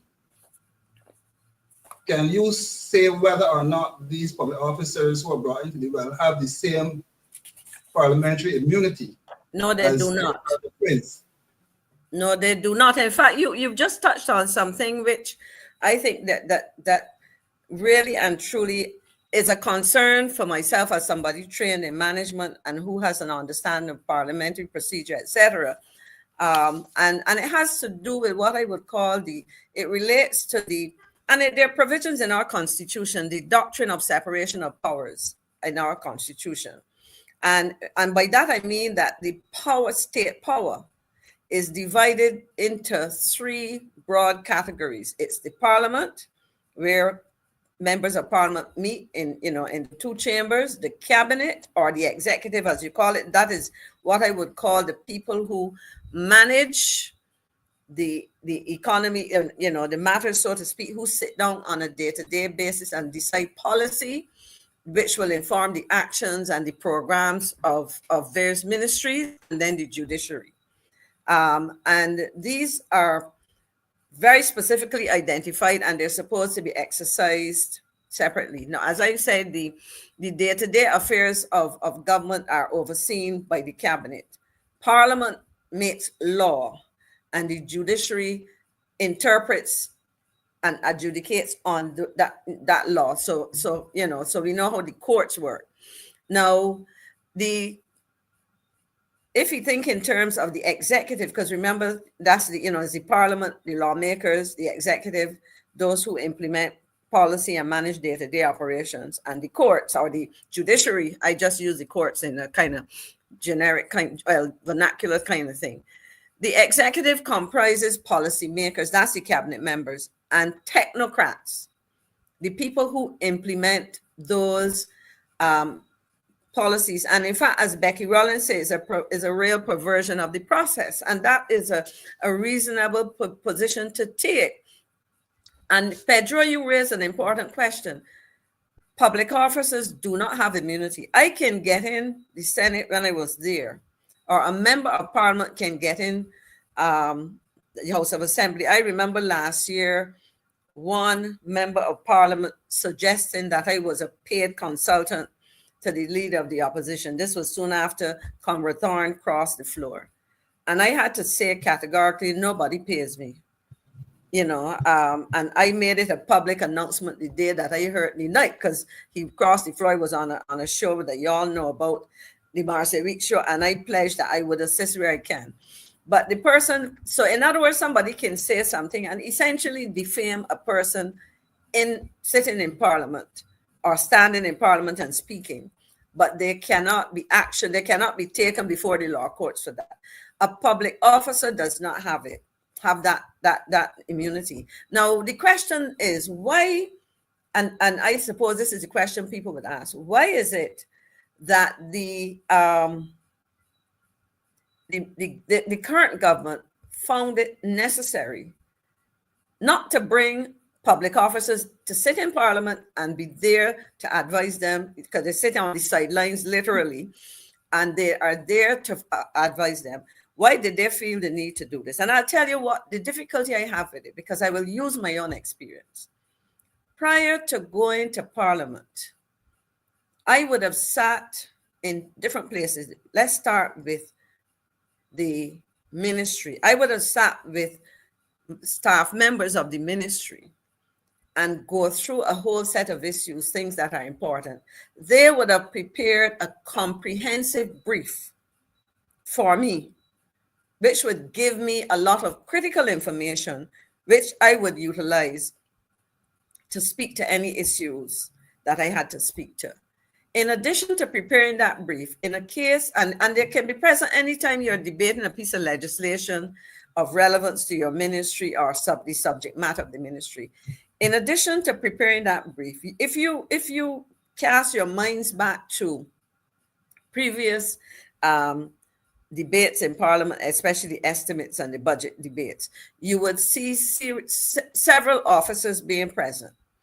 And the reason for their presence is that if a minister wants some clarification on something, he or she can say to the speaker, in the case of the House of Assembly, Mr. Speaker, this is a bit of information or a set of details I will need. I to bring it, getting it for you, or getting it to present to the honorable, my honorable colleagues or whatever. That officer can either, if they have access to the information right away, they could share it, or they can commit to getting it. And so, to me, it is almost as though you are passing a responsibility to public officers. And there's the other thing that is concerning is that a public servant, a public officer, is not supposed to have, quote unquote, to have a face, a public face. He or she, we know each other, is a small society, but I don't think it is fair for somebody. Let's say that I worked in the welfare department, and I was still working there, and I was a senior officer. Well, by now I would have retired given my age, but anyhow, if I were working there, I don't think it should, and there was an issue that was particularly contentious for the citizens, and I am the face of government presenting on that issue. Politicians get cussed. We know that, fairly and unfairly, whatever the case may be. But it is not fair for somebody to meet John Brown, PS, or director of XYZ in the supermarket, in a car park, and and assault them with words, not physical assault, but really address them in a way to take their anger out on that person. Because at the end of the day, the public officer is speaking to a policy that he or she is implementing or part of the implementation process, but they are not the policy makers. They might advise, but the final decision is the cabinet. So that to my mind is problematic, Is it a way of shielding ministers? Huh? Is it a way of shielding the ministers? Yes, and that's a good way to describe it. You are shielding the minister, and it also is saying to me that the ministers are, in essence, not fulfilling their respective responsibilities. You're supposed to be on top of what's happening. And that's why you have a brief, so you can consult the document if you have to. And if you are on a day-to-day basis dealing with the issues in your ministry, you should have a good sense. Now, Lemuel Tell is saying hiding the minister and the responsibility. That is true. Now, these are ministers who have been given some additional support. And I use myself as an example. In the first 5 years as a minister, I had a personal assistant. In the second 5 years, because we were talking about trying to save funds and so on, and I know that efforts to save funds in relation to the cost of parliamentarians and the cabinet, people wanted to poo-poo that. But I, along with Darcy Boyce, I gave up because I was not an elected member. I gave up my personal assistant. And I was running a ministry with two parts, foreign affairs and foreign trade, and I was leader government business. And for most of the first 5 years, I led off every debate in Parliament, in the Senate. So my point is that your responsibility is to know what goes on. So when you bring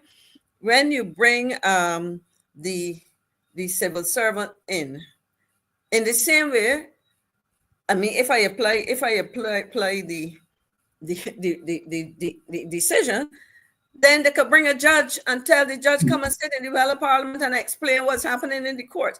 But no, the judiciary is independent, and I really think that it is hard to do that, and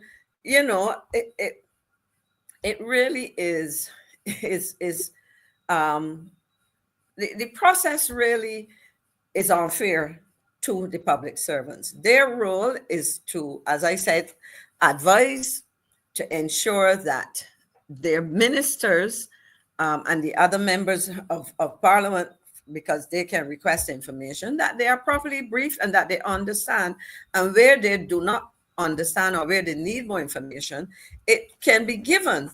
But it is really a strange kind of thing that is happening. The other thing that I found interesting, and this, remember, I pointed out that the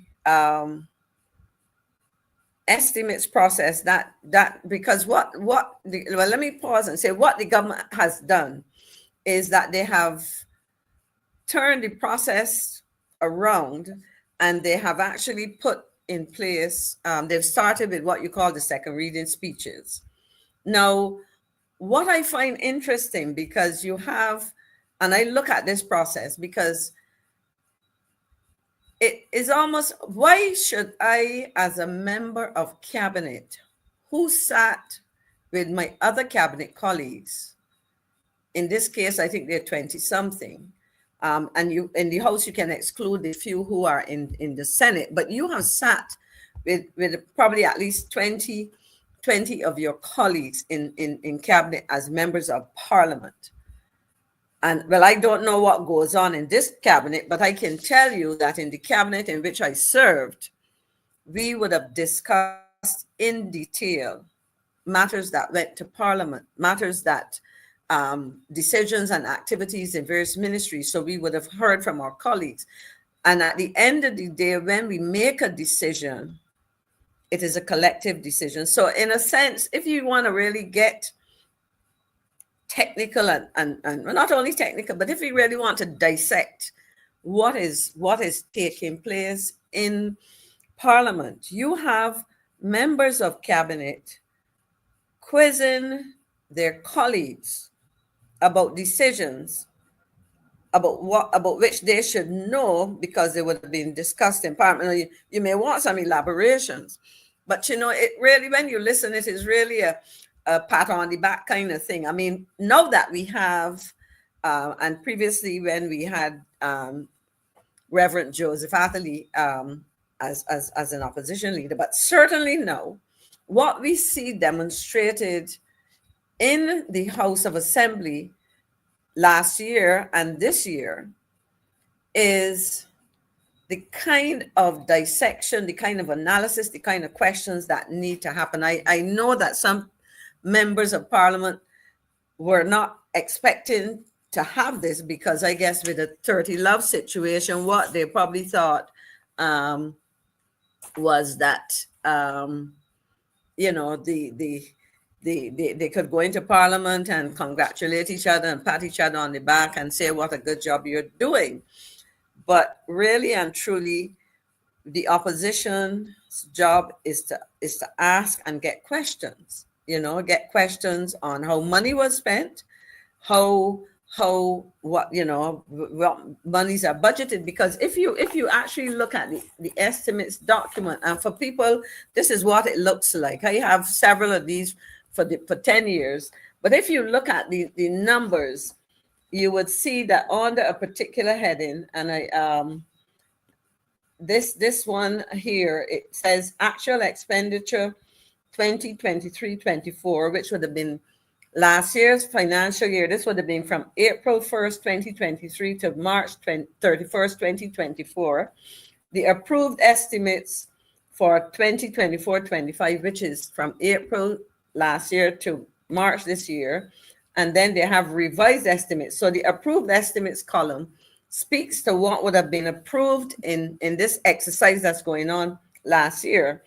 And then they would have had revisions, because sometimes monies may not be enough or whatever, and they may move money around or they may reduce it. Because one of the things that happens, and I remember having to do this, is that you may have an approved estimates, but when you start to look at your revenues, you realize that government's revenues are not as great as you should. So, for example, if I can pull a number out here, and I will use one from the first head that we had, the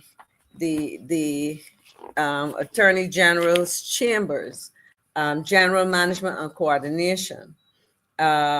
What you would have seen, for example, was there was a figure for let me just pull one here, professional services, and the actual expenditure last financial year would have been $1,590,995. The approved estimates was $1,509,783. The revised estimates would have been a bit higher, would have been $1,571,358. And they put a similar figure in for this year as was expended they had last year. So really and truly, you can look and get a sense of how much money has been spent and where it is going. And particularly where there are usually some explanatory notes in here, particularly where they're not good explanations, or that otherwise that what is reflected there does not capture a good picture of what's happening on the ground or what you understand to be the situation. You can delve into that. So my concern really and truly is that what we have seen is a situation where public servants are being asked to do this. Another point I want to stress, and I recommend that people go and read the Constitution on that separation of powers that I mentioned, in terms of the separation of Parliament, the Cabinet, and the Executive and the Judiciary. The other thing to recognize is that the Constitution makes provision for the establishment of commissions, and for example, you have where the Police Service Commission, the Public Service Commission, and Judicial Services Commission, I think.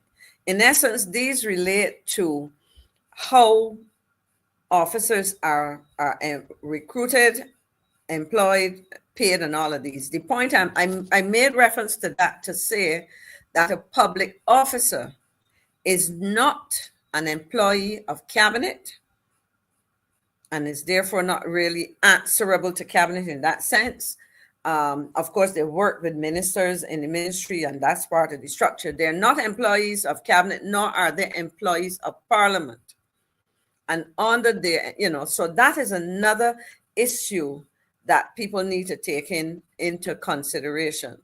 And so in essence, we look at this, and I would say on the important thing that I believe this administration is saying to Barbadians that they are saying to Barbadians, we want to be able to provide details. More details, let me put it, than traditionally has happened. I have absolutely no problem with that. My question or my comment, however, has to do with how you seek to achieve that. And you cannot achieve that properly or within the what I believe to be the expectations or the understanding of what the Constitution says. You cannot do that by bringing public servants into Parliament to speak on matters, because at the end of the day, it is not the according to the Constitution and all of these things the way to do it. That level of explanation can be had, and I'm going to stop as soon as I make this point. Maxine, can you hear me? Oh, I'm hearing you now. Yes. Oh, okay, because I was saying something, but I realized you couldn't hear me. Okay, go ahead. My question is, I'm wondering, are you coming back every week to give us an update on some of these protocols and procedures? We would love to talk to you. Oh, you ask? Okay, well, in terms of say protocols and because I procedures. saw in some of the comments, people were talking about this segment was really informative because even though you're watching the estimates in a day, you might not be familiar with all the protocols. And you know that unfortunately, we finish at 9. So well, no, I can come back at another time. I don't even know what time it is. What time is it now? That's not. It's 10 past. That's okay. But we have people locked on. But I know that from. No, I can come back and I can come back another time and continue. What would be useful is if some people can share some questions that they may want answered. But because I think, and I will pause because at the end of the day, what happens is that people don't quite understand, what is happening, what should happen, and so I am quite willing to do that, So I wasn't checking for the times. In fact, I don't have on the watch. I don't wear watch. And I gotta call your Auntie Maxine. They can call your Auntie Maxine. You can call me that because I know. Well, you know the history, of course. So. Question to you. You've been watching the debates. How is our political leader? Listen, hold on. Don't call me so. They call other people auntie. So I am just. No. You're the best. You're the better by far. I was gonna mention that. I was saying no, but you're the better by far. Superior, untouched. But I'm auntie because his mother was one of my player pals as a child growing up. Go ahead. There we go. And somebody saying you got enough facts. What viewers love you. So the question is, how is our political leader, the Honorable Ralph Tarr, how is he doing in regards to the debate? In my mind, so far, he has done very well. I take the time to follow the debates now. I certainly, because at the end of the day, it takes a tough person to take on 28 other people. Because it is a speaker and then the other 28 members of parliament. But sometimes they're not always all. If I'm they're not often very much there. I follow parliament because I comment on the issues and therefore in the same way that I follow the call-in programs and so on, I follow. And I will tell you that the level that I described it this way recently, as I was speaking about on the anniversary of his crossing. The level of debate has risen because of the way he and the issues he puts on the table, and the level of attendance has risen as well. Because sometimes you looked around the house and there were so few, and I know ministers have their responsibilities, but the passing of legislation, the debating of legislation is at the heart of government and governance, because it is you need to have a legislative and a legal framework within which to act, and that is why we have legislation passed, and that is why we have debates. And what we need to have with those debates is an understanding of the issues at the level of John and Jane citizen. So if people don't understand the substance of the debate, if they don't understand the processes, then a lot of things people can get away with a lot of things. But I didn't realize that the time had reached there. But I really, I am, as you were saying, Shaquani, and I didn't hear you initially. I would be willing to come back and talk some more about the operations of government, and certainly we can continue to look at the estimates because there's some issues in there, and I perhaps by saying this may give you something to think about. If you look at all the monies spent by government are not captured in this estimates, because this talks about the financing of central government, the monies that goes through the consolidated fund. Next time I will explain that. So Shaquani, remind me what I just said, if I could always listen back. Explaining what the consolidation fund is, explaining why you will not see certain statutory bodies appearing in here in terms of financing, and that can lead us to ask a number of questions in the interest of transparency and good governance and good government and accountability. So we can continue this discussion at another time. Also the use of supplementaries too. Okay, and yes, the use of supplementaries and how that, when they happen, why they happen, if they should happen, and how, whatever the case may be. And the process and the supplementaries, for those who are wondering, is just a way of allocating additional funds at some point in the financial year where monies may not be enough, or issues come up and so on. Well, I know you're going to be here again, Auntie Maxine. I know you're going to be here again, and I just want to thank you for your contribution. Furthermore, I want to thank both candidates for their contributions. Yes, sorry. Final words from the ladies first. Go ahead. Guys, I want to remind you again, continue to watch DLP TV as we will be bringing honest voices for the people, and we look forward to seeing you next week. And I just want to say thank you for watching DLP TV. The DLP has a story to tell, and we'll continue to tell that story until we can't tell it anymore. The only place to be. DLP every Tuesday. DLP TV. One united DLP. Good night to all. Good night. Good night.